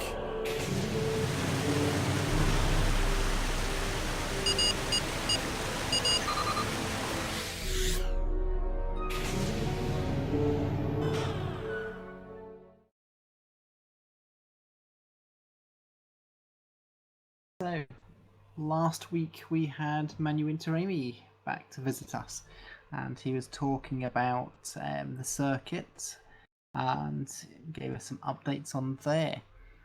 When I checked earlier on, they were on just under 79,000, which, just having a quick look now, they are now just over 79,000. So they've still got just over a week left. Now, as Manu had actually mentioned last week, they are looking to actually get to 200,000 because they've actually got some sponsors who, if they get to 200,000 in funding, they will actually add in the same amount.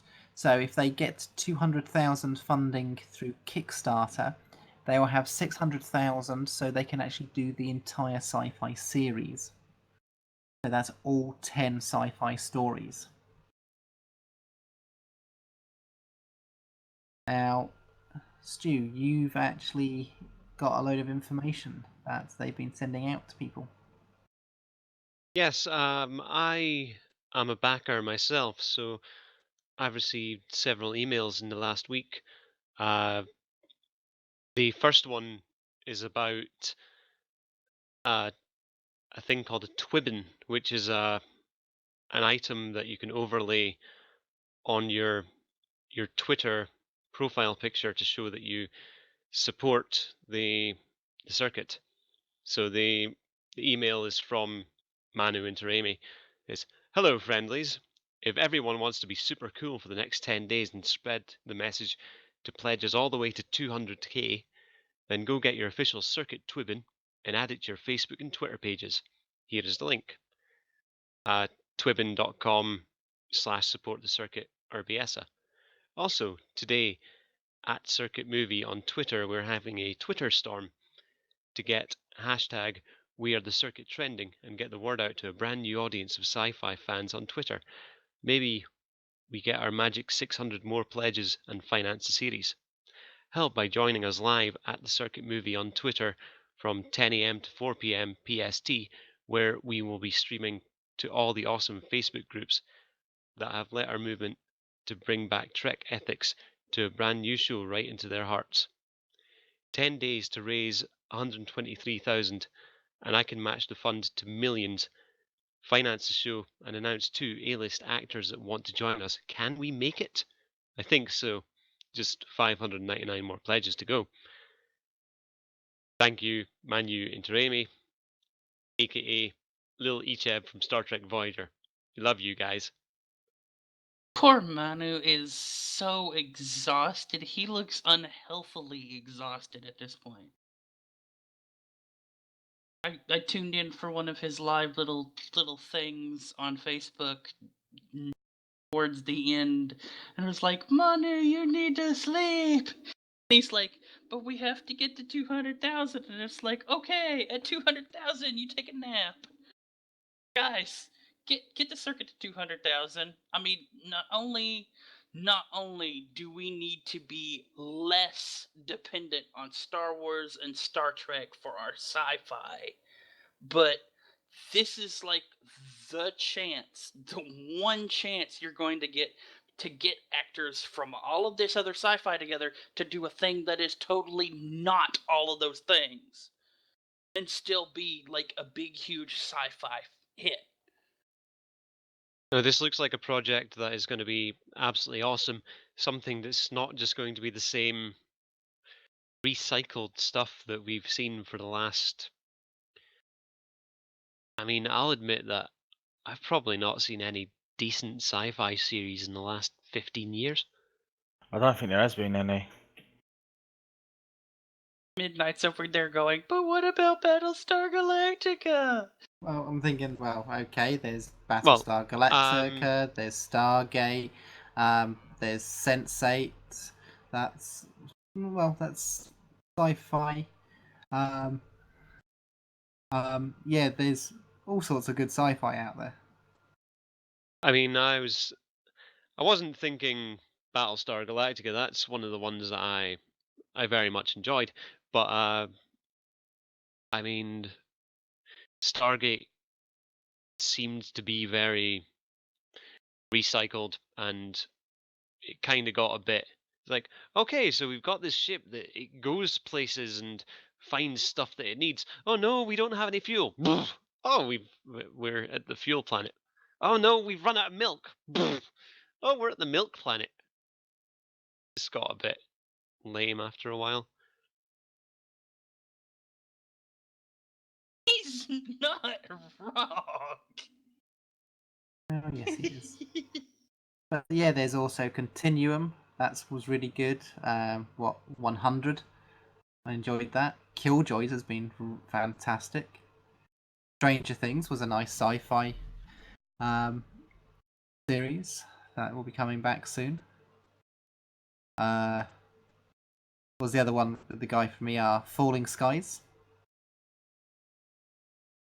Yeah, there's all sorts of good sci-fi. So what you're saying is, don't donate to the circuit. That's Shame not on what I'm you, saying. Midnight. Shame Cheers, on you. Midnight. It's fine. No. Whatever Midnight thinks that we don't need in our sci-fi series, fine. Okay. Oh, we do need more sci-fi, and we need more clever sci-fi, which is about sort of human interest and sort of the bettering of ourselves. It's one of the things that the circuit is about, which a lot of sci-fi isn't about. That's what makes it that bit different. And this is going to be, although it's in one location, it's going to be sort of, as was described to us, it's going to be sort of different. Got the word I'm looking for. 10 different genres of Genres. sci-fi. Thank you. So, yeah. By the way, nice save. Nice save. Oh, it's true. Like, I just disagreed heavily about the fact there's there's been no of different sci-fi out there. The last thing we need is new sci-fi, which is why the circuit has this other viewpoint of what sci-fi should be. We always need new sci-fi, and the thing is these days, in order to follow sci-fi, it used to be one of those things that only geeks and nerds did, but these days, it's a lot more sort of open to everyone, even when it comes to things like Guardians of the Galaxy, Supergirl, so all the stuff from DC, from Marvel. A lot more people are enjoying science fiction, and we need a lot more of, as Manu said, the Roddenberry style, sort of when it came to Andromeda and Star Trek, where it's about people trying to be better than they are. So, which is what the circuit is all about. It's telling different stories in different genres, all in one place. So I'm thoroughly looking forward to what they do with this anthology series, and yeah, hopefully they can sort get to where they want to be. So they're nearly up to 80,000. So they want to get to 200,000, as I just said, and they have just over a week to do it. So for, I think, you guys in America, this closes on payday, from what I've been told, which is Tuesday the 23rd. So I know for us in the UK, a lot of people tend to get paid on the last Friday of the month, so that'll be the 26th. So yeah, if you can, please do back it. Even if it's just $1. But if you're not in the position where you can back the project, take all these links and things and just share, and share, and tell other people to share. Indeed. That's what I'm doing, Manu. Quit bugging me about supporting. I'm sharing the link to the people who can't support you. I'm helping. I'm helping. I'm helping, damn it.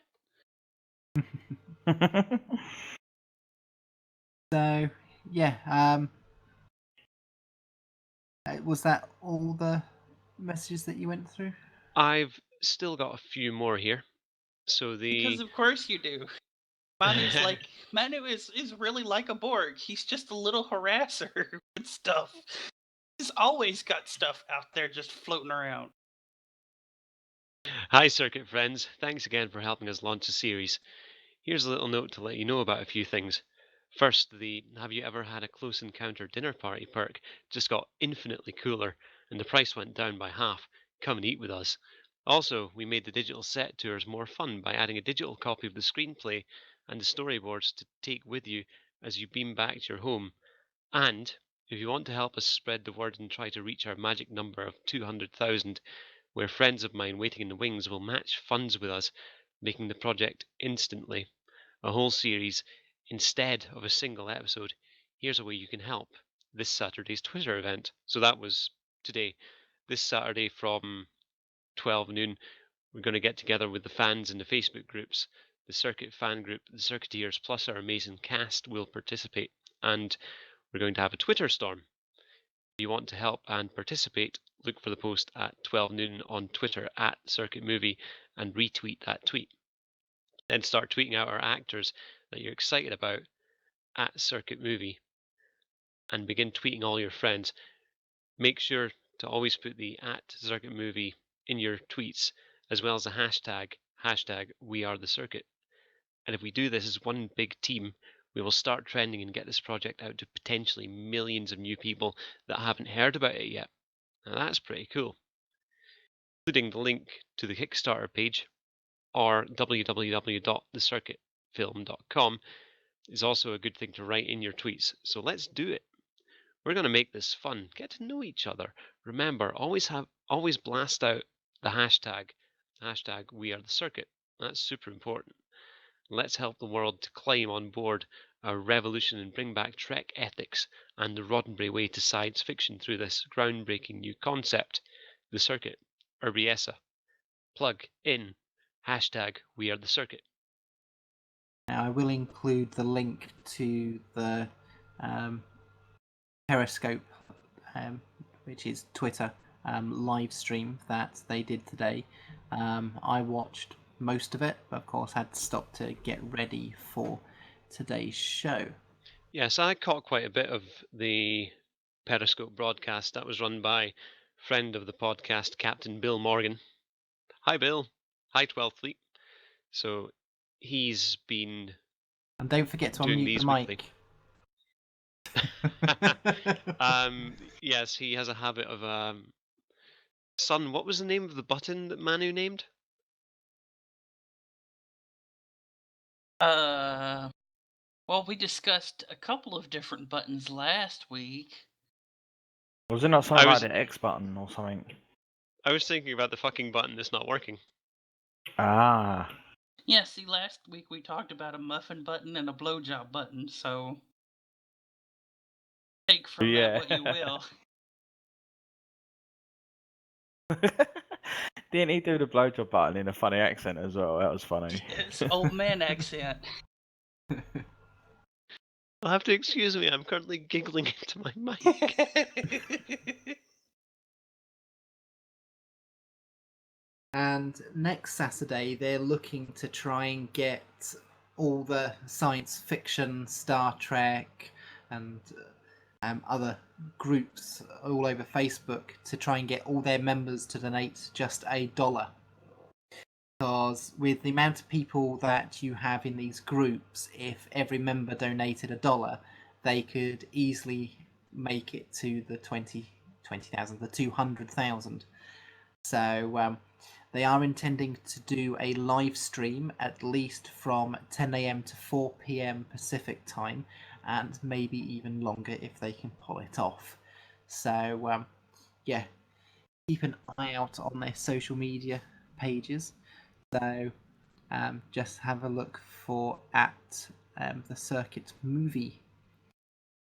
So they will, of course, let you know when they have the information to give us. Okay. That's it for Holodeck.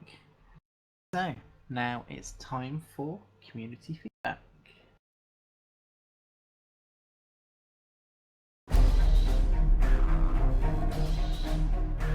Community feedback.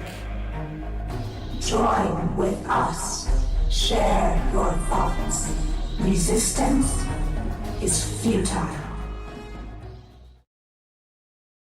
Just before we move into feedback, I want to give a quick shout out to friend of the podcast, Fred Kasdan, and his Twitch channel, Fred Kasdan's Basement. He always gives us a little shout out and plugs where he can, and he quite regularly provides links to Holosuite Media through his bots in his Twitch chat. So, hello, Fred, and thanks for the advertising. Hello, Fred. You see, person on Reddit, people listen to us. People even share our episodes outside of us sharing the episode. Indeed, thank you very much. So, Sun, did you want to start with feedback from the Stove forums? Wait, just... Did we ask community questions last week? We didn't. Okay, that explains why there's no community questions. Oh? Okay. Yeah, no, Stu Dog didn't delete it all. Thankfully. Can you look inside the show notes to see if I put the show notes inside the show notes again? Yo, Stu Dog, I heard you like show notes, so I put some show notes in your show notes.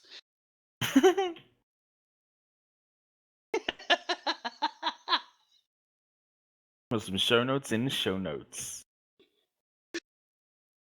Okay, so general feedback. Alex Wunger replied on the Stowe forums and said, "Hello there, Tribbles. There's not that much to talk about this week. Balance QA live stream. Okay, first off, I really like the way this is going. More communication is great. I wholeheartedly encourage more and better communication. I'd still like to get some sort of state of the game blog or maybe even a roadmap by the EP, Mr. Rakosa, but maybe he's just busy doing, something. I haven't really heard or read much from him. Well, that season 13 flavor blurb, but that's about it. Without it, I wouldn't even know whether he's still EP or not. Shrug. And announcing these live streams a little earlier would be really nice. Sure, some of the more recent live streams have been announced a few days in advance, but for others, it was just a few hours, or just 1 hour.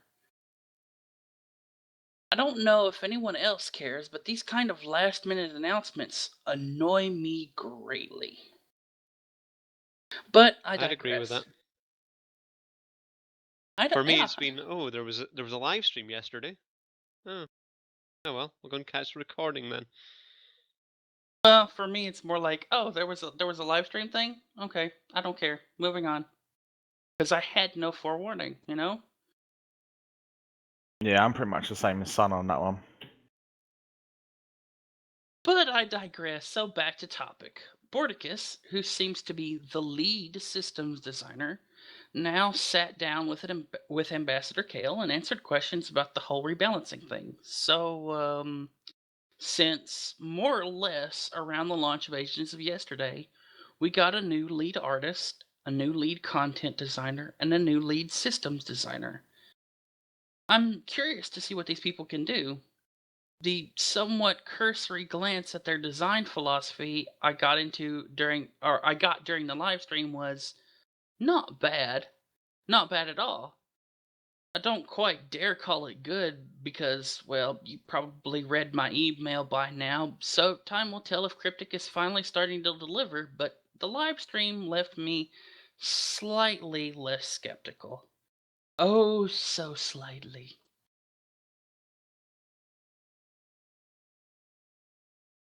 I just wish someone got the story back on track. No, I'm not going to go into the featured episode again. See, all those issues might be molehills to midnight, but this is not a molehill or even 2 or 5.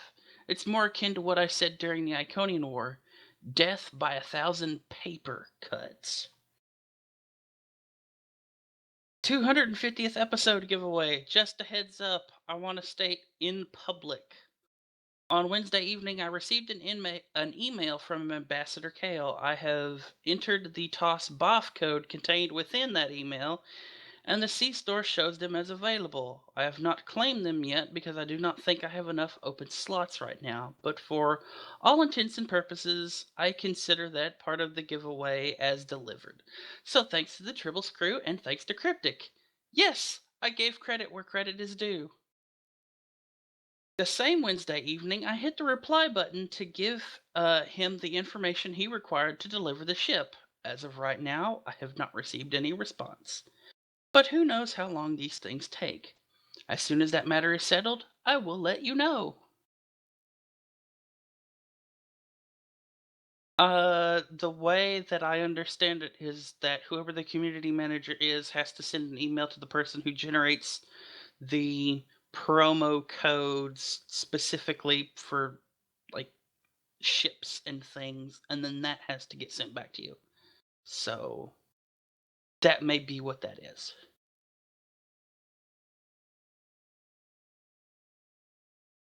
I just had a look back, and there was a Stowe Balance Q&A stream, which is what he's been talking about, by Borticus, which was on the 8th of May. Yes. So, yeah, I hadn't seen that one either.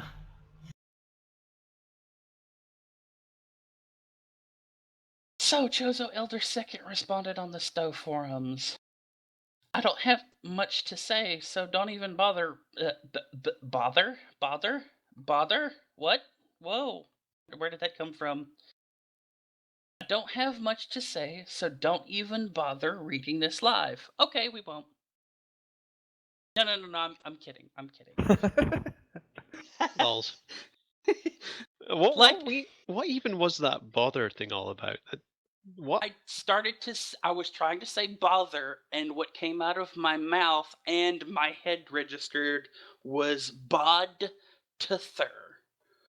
So that's what I thought I was starting to say. Reboot. That's exactly what I had to do, yes.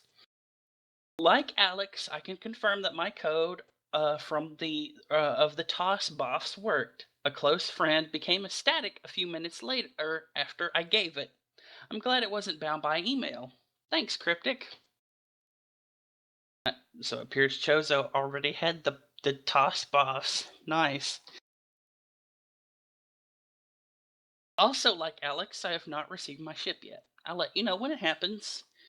The signed poster obviously won't be as fast as in-game Stowe mail, so I'll just put that all the way in the back of my brain. And son, don't talk to me about Federation Force. Speaking as a massive Metroid fan, that spinoff was such a gut punch. It's been 10 years since the last good mainline Metroid game. I know, right? Other M was horrible.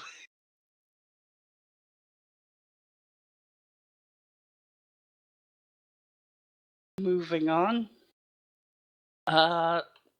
Stephen Carville posted on the Tribbles Facebook page for our episode last week. Loved the episode, guys. Love that Mr. Midnight is as calm and sedated as a Vulcan. But this week's Sun nearly managed to get a rise out of him with all the nitpicking of the featured episode. I almost had him! Best of luck next time, Sun. Really knowledgeable hosts as usual, though if Sun could ease up on the relentless cynicism, that would be just swell. Just a bit, mind you. Thanks again for the show, you guys. I do it because I care! Thank them for the feedback.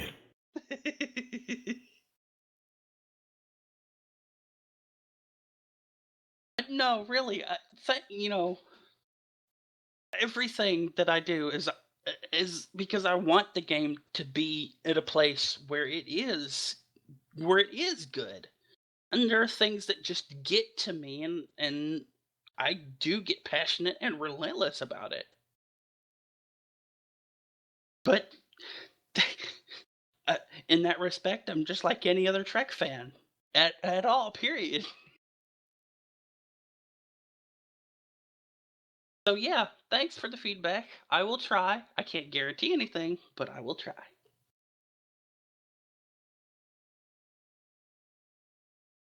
So, finally, this week's last piece of feedback is an email we received from Alex Wunger.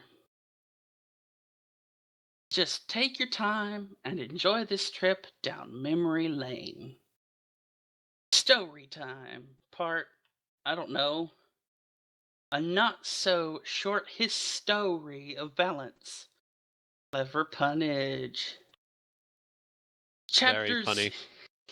Chapter 0. I feel so old now. I mentioned before that I don't have any faith in Cryptic's commitment to balance in general and PvP in particular. Why? Well, let's start at the beginning. You might remember that I once said Klingon battlecruisers were just plain better than Federation cruisers. And Sun disagreed. Yes, they have weaker shields and less cruiser commands, but I'm talking about a time when cruiser commands and the Bortasku didn't exist. A time when higher maneuverability and the ability to load dual cannons and the simple fact that their cloak enabled them to perform devastating alpha strikes made them just plain better. It was a time before beams were the end-all, be-all. Yes, I'm talking about the dark ages of STO. Chapter 1. In the beginning were dual heavy cannons. A long time ago, before STO went free to play, you either used dual heavy cannons or you were doing it wrong. Dual heavy cannons were the meta. One day, Captain Gecko showed up on P1 for an interview. They told him that some players nicknamed the game Escorts Online because the power of dual heavy cannons, and asked him whether that was on Cryptic's radar, and if so, what they planned to do about it. His answer was not a direct quote, but as close as I can get to the essence of his statement. We should probably nerf cannons, but since the majority of our players fly around in escorts and enjoy that playstyle, we won't. As you can imagine, the forums went down in flames because Gecko hates us! He wants to nerf cannons! Fire Gecko! Now, why did I see this statement as a problem? Well, you don't balance around the majority. Ever hear of the term flavor of the month? Turns out a lot of players flock to whatever is overpowered at the time. And the more overpowered, the more people will flock to it.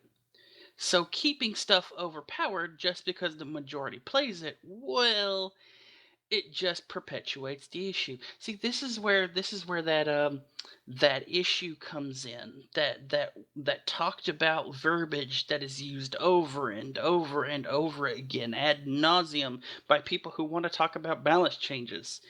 This term is called power creep, isn't it, Alex? Isn't it, everybody? Isn't it?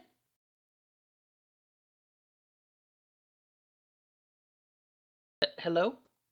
I'm not I'm just trying to think. entirely sure what power creep is.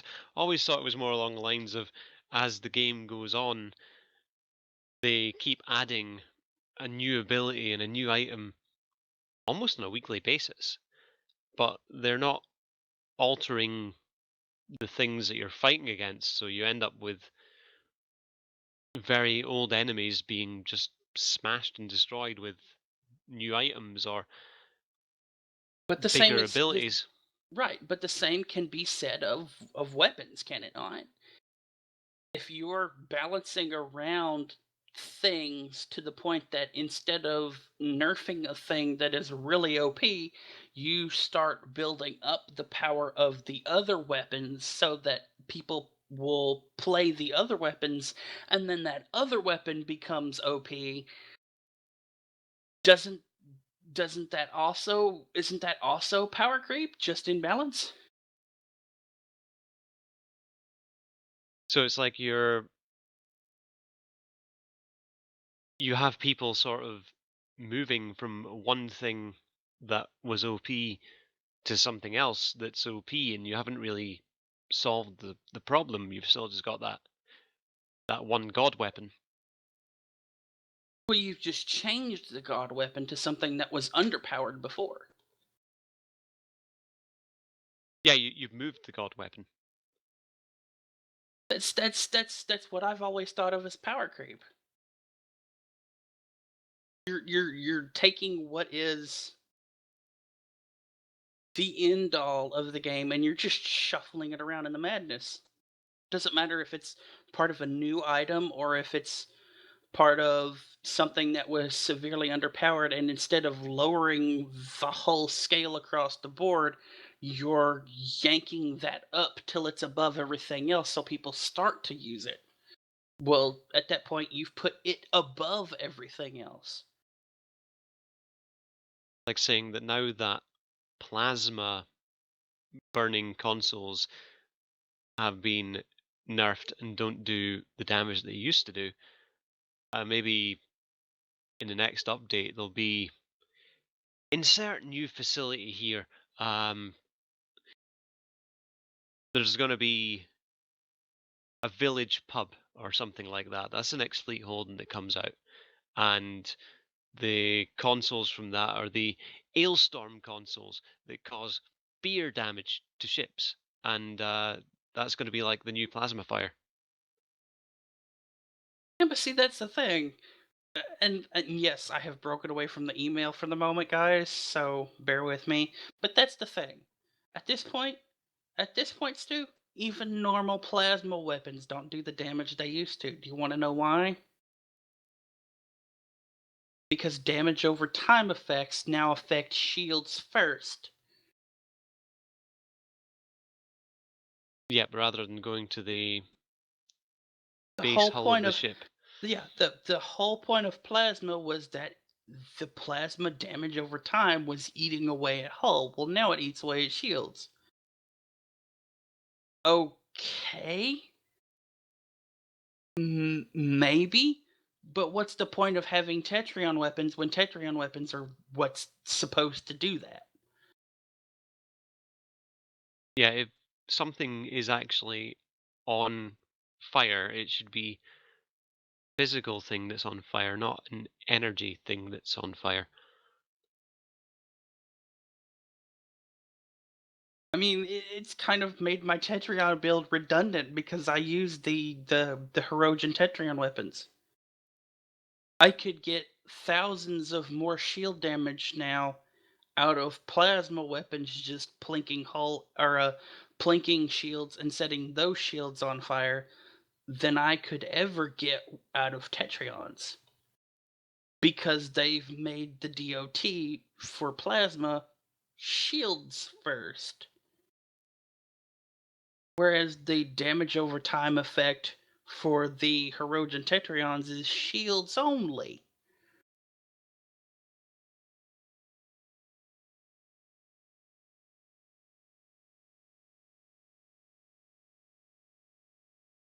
This is power creep, man. Yeah.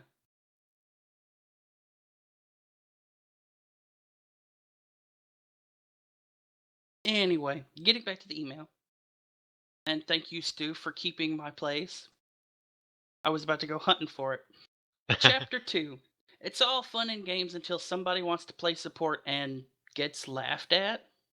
Oh, I know, right? Pretty much every MMO out there shows that the majority of people play damage dealers. Sure, some prefer melee, while others prefer ranged, but dealing damage is usually the easy way to go. Being a tank or a healer means that you take on a certain amount of responsibility. Some players like that. That's why they play it. My main character in World of Warcraft is a restoration healing spec druid. Over time, I have grown bitter and resentful of the damage dealers that are too stupid to move out of the fire, but I have the power to just let them die. And that's exactly what that's exactly what I do. You play to the best of your ability, and I will do what I can to keep you alive. That's how I roll. My main character in Stowe is an engineer. Yes, I was kind of tired of being the healer, but I still wanted to be potentially useful in groups. Oh well, good thing I never made this my main MMO, right? Anyway, nerfing something feels bad for the affected players, but you cannot possibly buff everybody else. If there is an outlier, you will deal with the outlier. I assume Midnight's going to agree with me when I say that when you modify a piece of software, you do not want to make 5 changes if you have the option to make 1 change instead. You want to make as few changes as possible because the more knobs you turn, the higher the possibility to get weird and unforeseen interactions. Read bugs. Is he right about that, Midnight?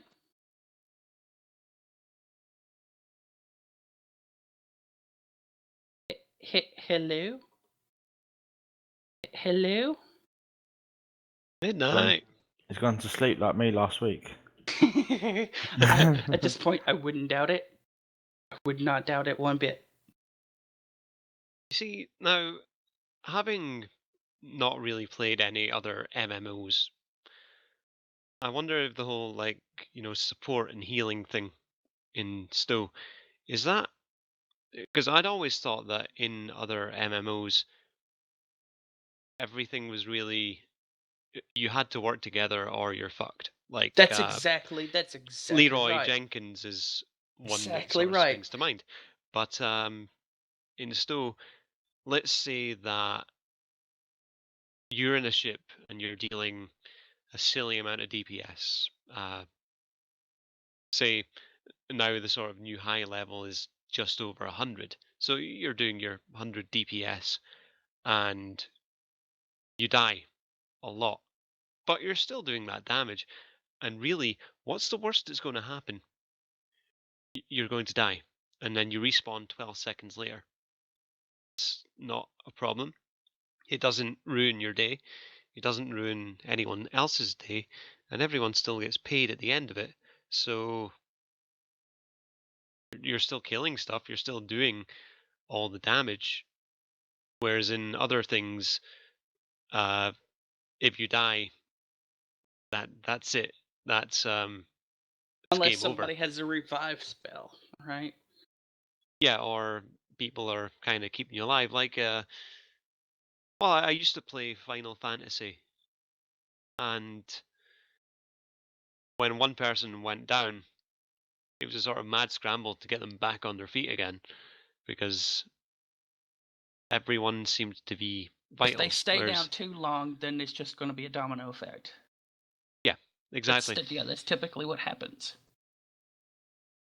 Whereas in Stowe, it's just, see in 12 seconds. There's another issue that okay, yeah, a 12-second respawn. Unless you're getting clobbered over and over again, taking all the aggro, and you're super squishy. Because that 12-second window then goes up to 20 seconds, and then 30 seconds, and then 40 seconds.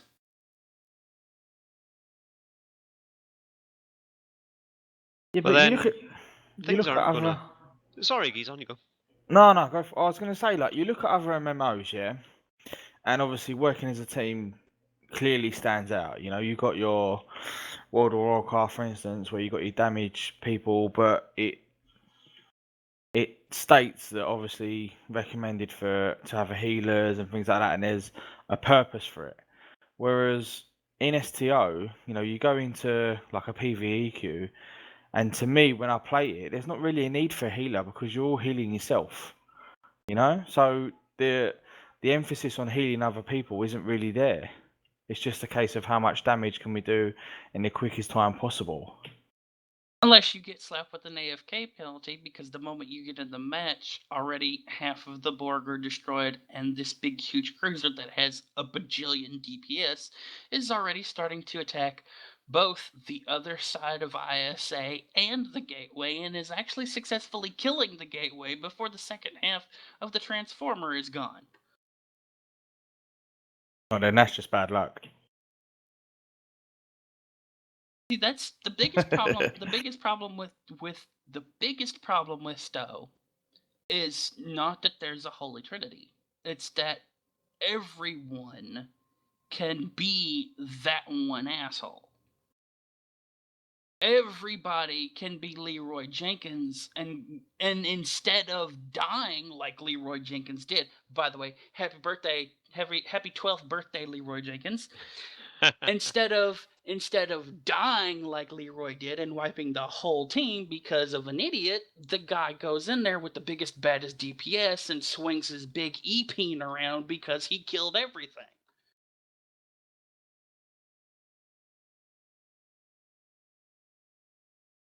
That was a good film, by the way, if I watched the right one. Yeah, I mean, like I said, going back to other MMOs, you know, the emphasis on teamwork is a lot more there. Like you have to. I mean, like having 4 people as damage in some MMOs like World of Warcraft and that clearly doesn't work. You look at the console, for instance, as well, like you know, games like Overwatch and things like that. Again, it doesn't really work. The emphasis on having a healer and you know maybe a tank and 2 damage people is a lot more strong. And like I said, with Star Trek Online, you know, you could have 4 people that can do damage, but they all heal themselves. So the emphasis is not for someone. The emphasis isn't there for one person to heal the whole team, if that makes sense. Yeah. Because everyone can just do it themselves. Which is why, like you said, you get people that act like donuts and you know mess it up for everyone else because they obviously can do it themselves. I don't know. Am I like on the right track or veering off it? Well, it's part of it's part of a history of problems with this specific MMO. You know that the original idea of Star Trek Online was that it would have the Almighty Trinity, and then they went, well, we don't want to pin people into specific roles because they're going to have their engineering bridge officer and their science bridge officer and their tactical bridge officer too. Their career may be one thing, but I mean, let's be honest. Janeway was a science officer in a science ship and was the captain of that ship, and some of the stuff that ship did was amazingly engineered. Yeah. And amazingly tactical too. But that's because you had your Tuvox and your B'Elanna Torres. And 7 of 9. Welcome back, sir. Yeah, see, I mean, the way that I look at the STO now is that clearly escorts do damage engineers are supposed to be tanks and science are supposed to be the ones that can heal and, you know, do things like that. But obviously, as you've seen in numerous videos, science vessels, if made right, could actually do as much damage as an escort and vice versa, you know? So there's no need for me to be in a team with a science vessel and that science vessel constantly healing me, you know? Because, like I said, either I could do it myself, they can do it themselves, and then they could do just as much damage as I can, so we could progress, you know? Whenever I see that I'm having a bit of a hull problem, I just hit my my engineering team button, and boom, that's the hull back up to 50% and still Bingo. passively regenerating and going up. Or if something else is affecting me negatively, I just hit my own hazard emitters and it cures it and clears it. Unless you're in the Badlands battle zone. Look, I've spec'd my Cardassian science officer as a non-threatening. It's a non-threat spec. It's, you know, so every ability she has placates because she's not taking aggro, right? That's how that's supposed to work, unless you're in the Badlands battle zone. And then for no other reason than you popped something like a Gravwell, you take instant aggro from everything. Even with other people there in there doing, like, wholly outclassing you in damage, you still take immediate aggro. That shouldn't work if you're doing a placate build.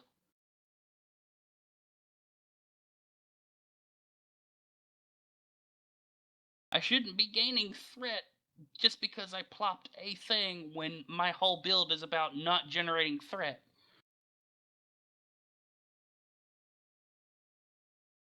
Yeah.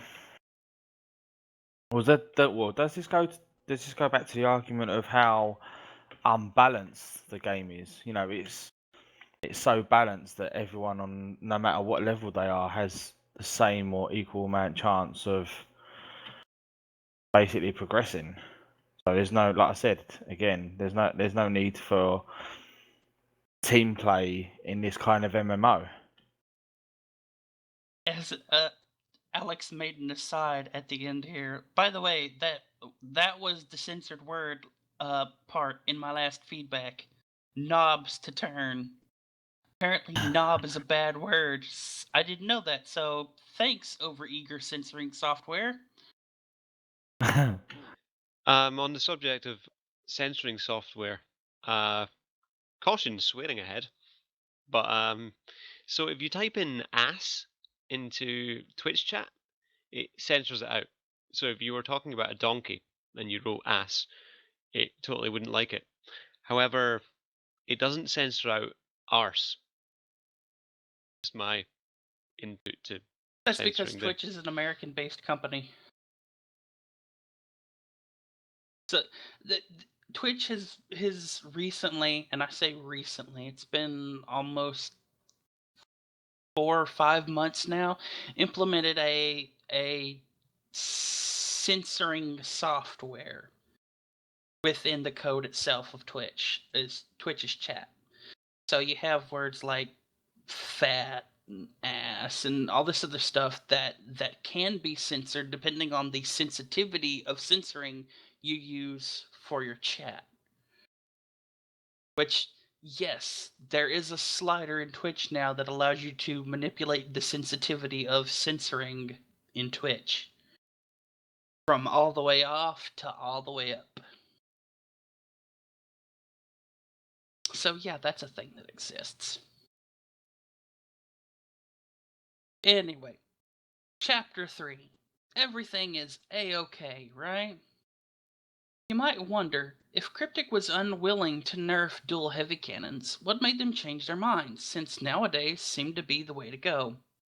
Well, I'm glad you asked.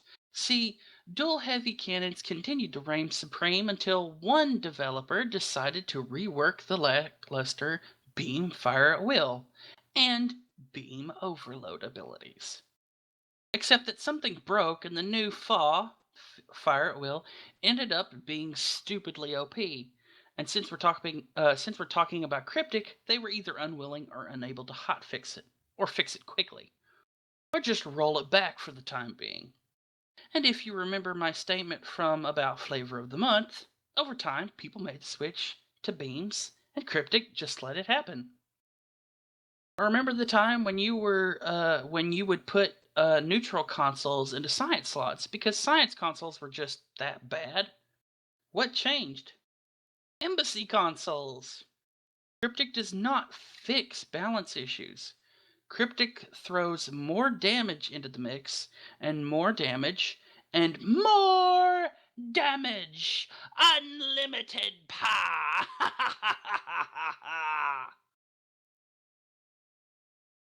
This is the part where I throw Force Lightning. I'm sure I saw Dr. Chaotica there. No, that's Star Wars. Ah, that Star franchise, yeah. Yeah.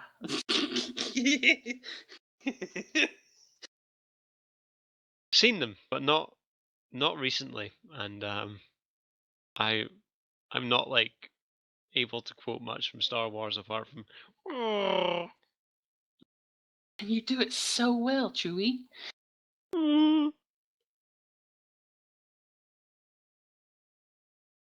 Okay, now we're getting into the weird chapter title territory.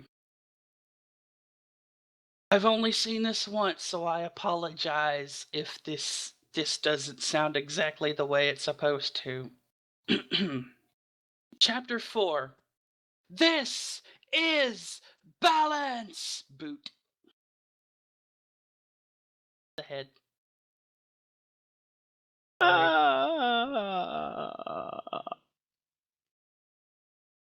You know, when Sun talked about feedback tanking to do damage, in any somewhat balanced game, feedback pulse would reflect a portion of the incoming damage and create additional threat.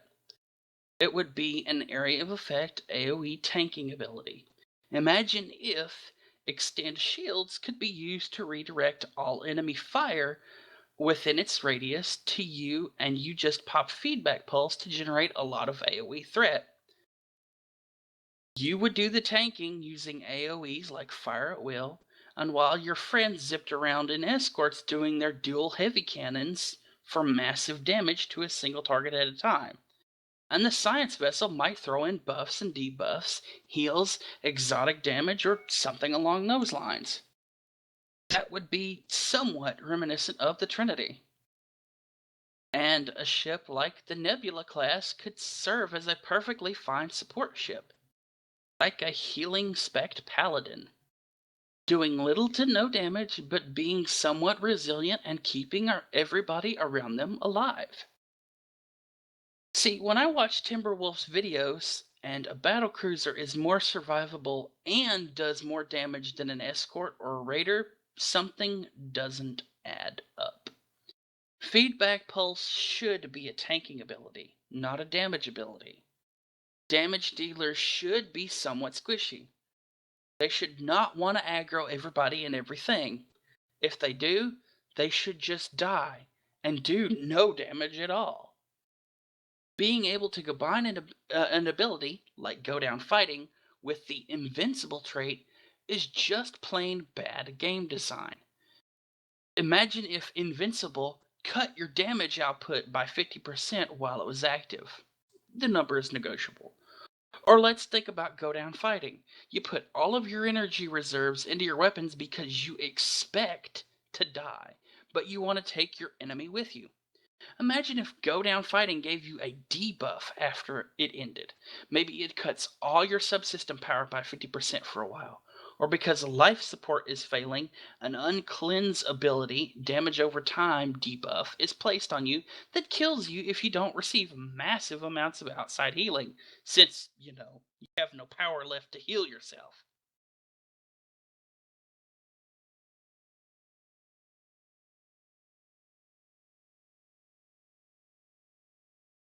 Chapter 5. Won't somebody please think of the PvPers? When Perfect World acquired Cryptic Studios, one of the devs said that Perfect World was committed to PvP. Well, of course they are.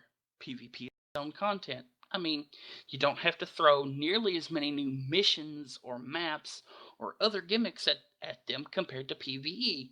You just throw a new map or a new mode at them every couple of months and they entertain themselves. The difficult part is getting the balance right, but if you do it, and you do it well, PvE also benefits from being reasonably well balanced. The interesting part is that sometime after being bought through Perfect World, one of the devs, I think it was Borticus, actually said on the forums that since PvP was in such a bad shape, they were seriously considering whether to completely revamp it or just scrap it altogether.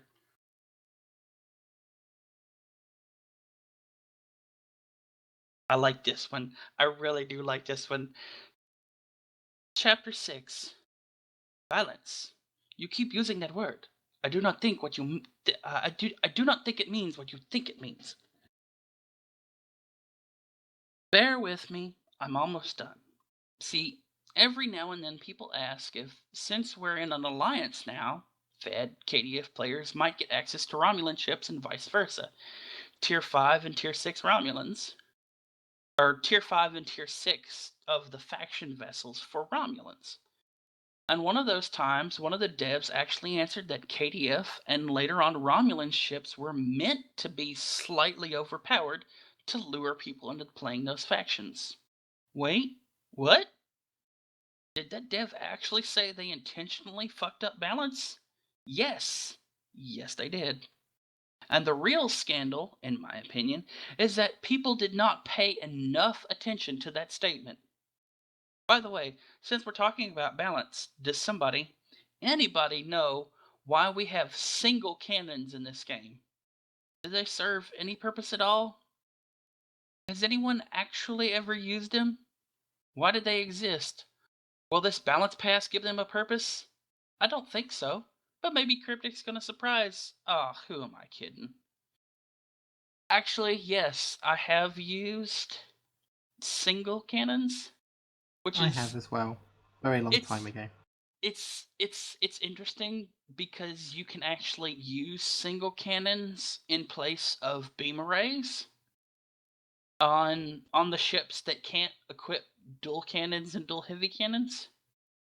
So it can give you that kind of forward gunnery position of being a DPSer without having the DPS to back it up, which seems redundant. But yeah, I have used it. But the time that I did, I was flying Tetrions. I mean, hello, Tetrions. If I'm going to deal damage with this thing, it might as well strip shields so I can be hitting hull with my science abilities.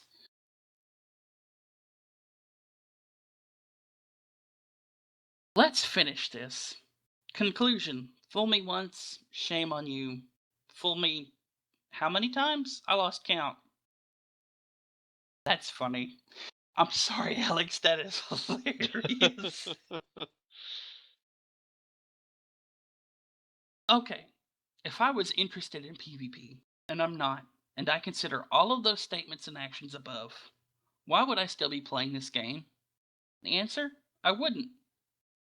All the things that led up to this point in time tell me that Cryptic's commitment to balance in general, and PvP in particular, is about as trustworthy as all those Nigerian princes that keep asking people for money. Sure, there's a tiny possibility that one of them is real, but the burden of proof is on Cryptic. It's also a console thing. Anyway, that's the end of the email, and yeah, it's kind of a console thing. The only reason PvP is in any sort of balanced state, and they've made any of these balance changes, is specifically because of the fucking console. That's it. That is your answer straight out. Why? Because they said the exact same fucking thing about the lighting changes. We would not have the new updated lighting that did take a while to come to PC, but the fact that they made everything quote unquote better in lighting situation because of the console. And if they hadn't done that, we wouldn't have it. If they hadn't made the console version and did all the lighting fixes and all that stuff, we wouldn't have it. We wouldn't have this season if people on console were wholly avoiding PvP because they didn't like it. We wouldn't have the balance changes if there was not a need to get the changes out there specifically for console. So you're thanking console? No. No, I'm saying that all of this shit is being forced upon Cryptic because of the console. Oh, come on. How do you know they're not? How do you know that wasn't the direction that they was going to go in anyway? Because they flat out said it with the lighting changes. With lighting changes, a dev, I don't remember what interview it was, but a dev flat out said when asked, no, we would have never made these changes for PC if it wasn't for us bringing this to console. And because of that statement, every balance and change that comes out for the game now, with new seasons and new stuff and all that stuff, I automatically apply that statement to, because it's true, and it's going to be true until the end of this game, at least on console. Because they are going to cater to that console audience, because that console audience hasn't been in the game for 7 years and doesn't and may not wholly understand Cryptic and Perfect World's marketing scheme and gone, screw that, whatever that is. For console, everything is new and shiny, and everybody wants to have and purchase the new and shiny. And it's going to stay that way for a couple of years. I see what you're saying, but surely the new lighting improved the game. I'm not saying it didn't. What I'm saying is a dev literally said by their own mouth, we would have never done this if it wasn't for us bringing Stowe to console. And you have to take a lot of that and apply it to everything about how this game is run. Yeah.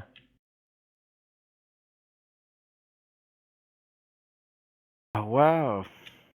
Looks like console taking over then, eh? For the moment, yeah. Sorry, PC.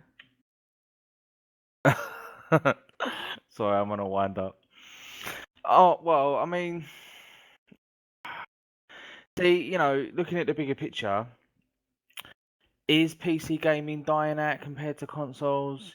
Is the market big enough for PCs compared to gaming on consoles? It's a big question. And you take STO for instance as well. I know you said that there's been players in there for 7 odd years, and I completely agree and understand because I've got a lifetime subscription myself on a PC, and I started out on a PC, etc. But when you look at the figures that they've got, would you say that they've got more of a base on the PC, and with the console players catching up, or not much interest for the console? Or would you say that now that the game's gone free to play, and that console players are more than the PC? Well, because you have to remember the entire progression of the game itself. The game didn't start off as free to play at all. No, that's true actually. The game didn't start as free to play, and when it became free to play, the PC version, which was the only version, gained a whole bunch of followers and a whole bunch of new people in it. But even then, you had the people doing their data mining for Stowe back then, even when it was, pay to play. Yeah. And they had console specific, or they had coding specifically for Stowe being playable through the Xbox. Yeah. And it was really old coding, and it was really horrible, and they couldn't, they talked about how they couldn't have ever done it in the first place anyway, and now, 7 years later, they have it on 2 consoles and the PC. But then the initial code that was there for the Xbox, that would have been for the 360, right? Whereas, at the time, yeah. Yeah, now the consoles on the market are probably more suited to running sort of PC style stuff at that level that they are. It's like to say that a games console on the market now is better than my PC because it can run still on the increased lighting. See, that was my next thought. With the consoles now obviously becoming more and more advanced, they're near enough on the same level par as a PC. Obviously, yeah, you do have your individual things that you can upgrade, i.e., graphics cards, processors, etc., etc. But you're getting a console like the PlayStation 4, for instance, that could be on par with a basic PC and do all that within Well, one. it's not even that it's on par with the basic PC. It's on par with the basic gaming PC. And you're going to go out and buy one every couple of years because it's a new console. When people still are running computers right now with XP on them from, years and years and years ago. Silly people. At what stage then does a console cease being a console and start being a mid-decent range PC? Earlier on in this very podcast, we mentioned that you could hook up keyboards to your console. Honestly, there is no differentiation now. In fact, in many circumstances, a game on PC is worse than it is on console. Because if you're building a game and you build it for a console, all of those consoles are uniform across the board. So you know exactly what specs you're getting into building a game around those specs. With a computer itself, with a PC, which in itself is its own console, you've got different manufacturers, you've got different specs of putting the things together, you got different amounts of RAM, different graphics cards, different processors, and you have to somewhat account for all of that. Which is why you see a whole bunch of game developers who make games for consoles and then do what's called porting, where they port it to the PC. They make it backwards compatible for PCs. Okay. It used to be that everything was pushed through the PC because making a game for PC was the equivalent of a training run. You were putting the game through its paces. Developers don't want to waste money like that anymore. Well, I say waste money. They don't want to use money like that anymore because a console itself is flatlined across the board with specs. They know exactly what they can get away with making. And after the fact, and after they have a return on their investment, then they can decide whether or not they want to go through the quote unquote hassle of bringing such a game to PC.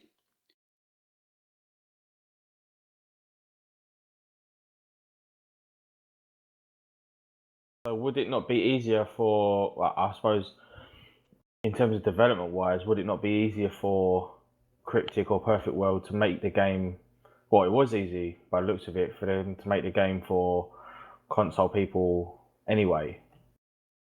So it just kind of seemed like the next logical step, really.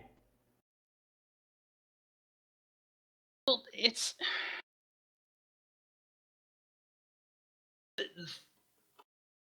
they had a game on the PC that they had to then port to console.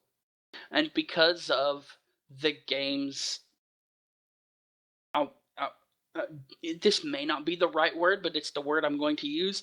Because of the game's deprecated state, they literally had to lift the game into a high definition standard to even be on a baseline on the consoles that they're on right now. They had to. No ifs, ands, or buts. And if they hadn't, they wouldn't be on consoles. Because all of those consoles require that your games be HD at minimum. Yeah, definitely. 720 don't even work anymore.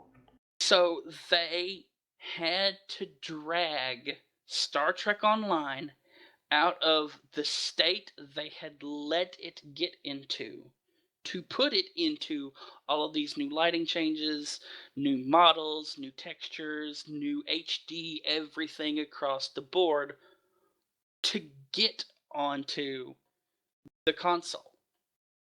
So again, yeah, sure, it's nice that PC has all the changes. Sure, this would have never happened. And Cryptic would still be running this game into the ground with all the old crap if somebody hadn't gone and poked them and said, make this for console. Which I want to say is Perfect World, because Perfect World is wanting to do that with a whole bunch of their games.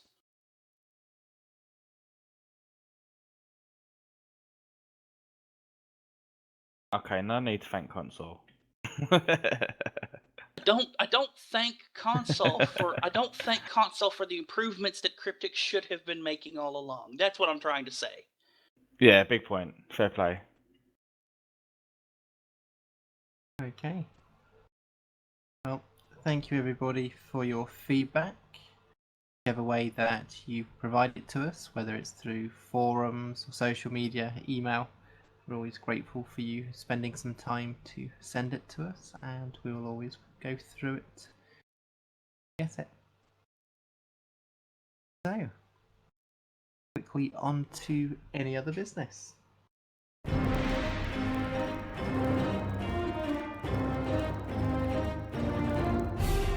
Any other business?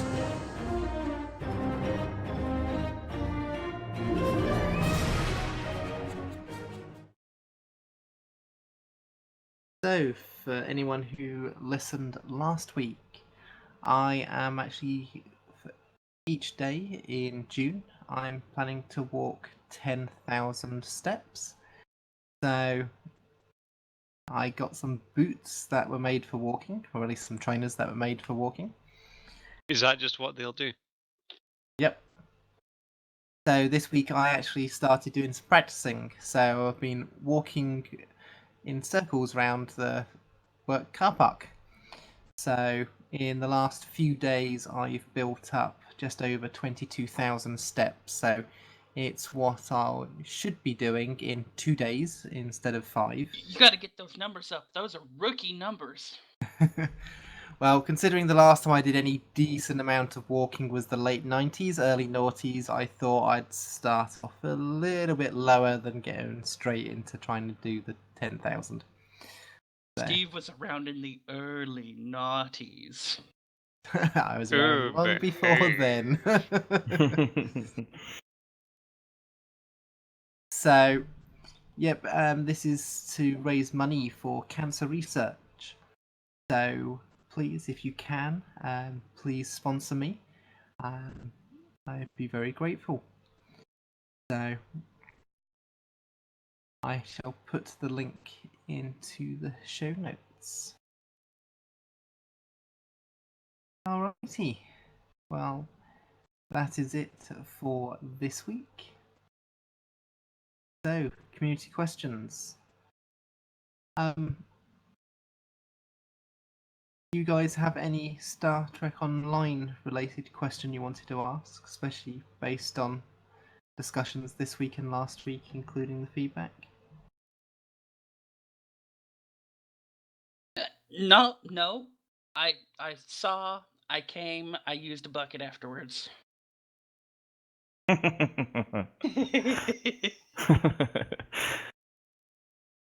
I well, think we're due for a ship sale. If you're saving up for a ship because you're expecting a sale, what ship is it?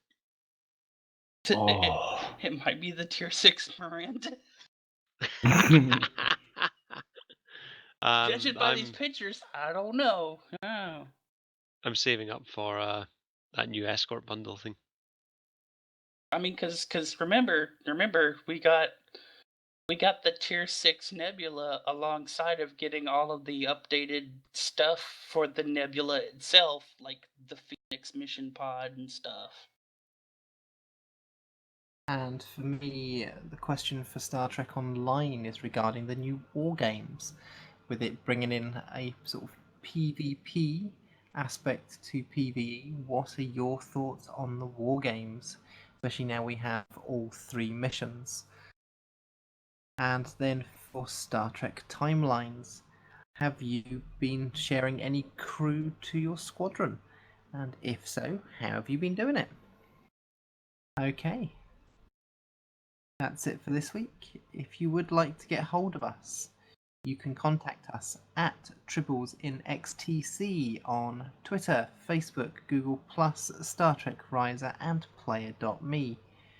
If you'd like to actually leave us a message, you can either go to any of the Tribbles pages on holosuitemedia.com and use the little recording widget at the side, or you can actually just leave it directly on SpeakPipe by going to speakpipe.com/Tribbles in XTC. If you'd like to listen to us in syndication, you can get us every Wednesday on trekradio.net and subspace-radio.net. And you can also get us on iTunes and Google Play. So, until next week, thank you very much, and goodbye everyone. Bye-bye. Bye.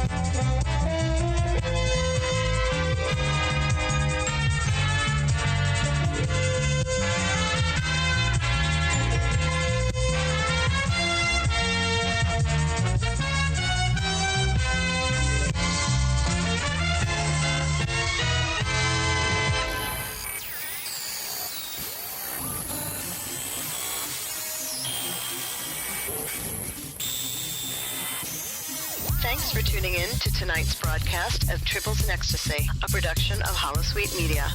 Be sure to check Holosuite Media, iTunes, and Stitcher Satellite Radio for our remastered shows and more. You can follow us on Twitter at Tribbles in XTC, or if you have any questions or comments, please send an email to tribblesinEcstasy@gmail.com. Join us next week for another episode of Tribbles in Ecstasy, the only place where Tribbles and Klingons are friends.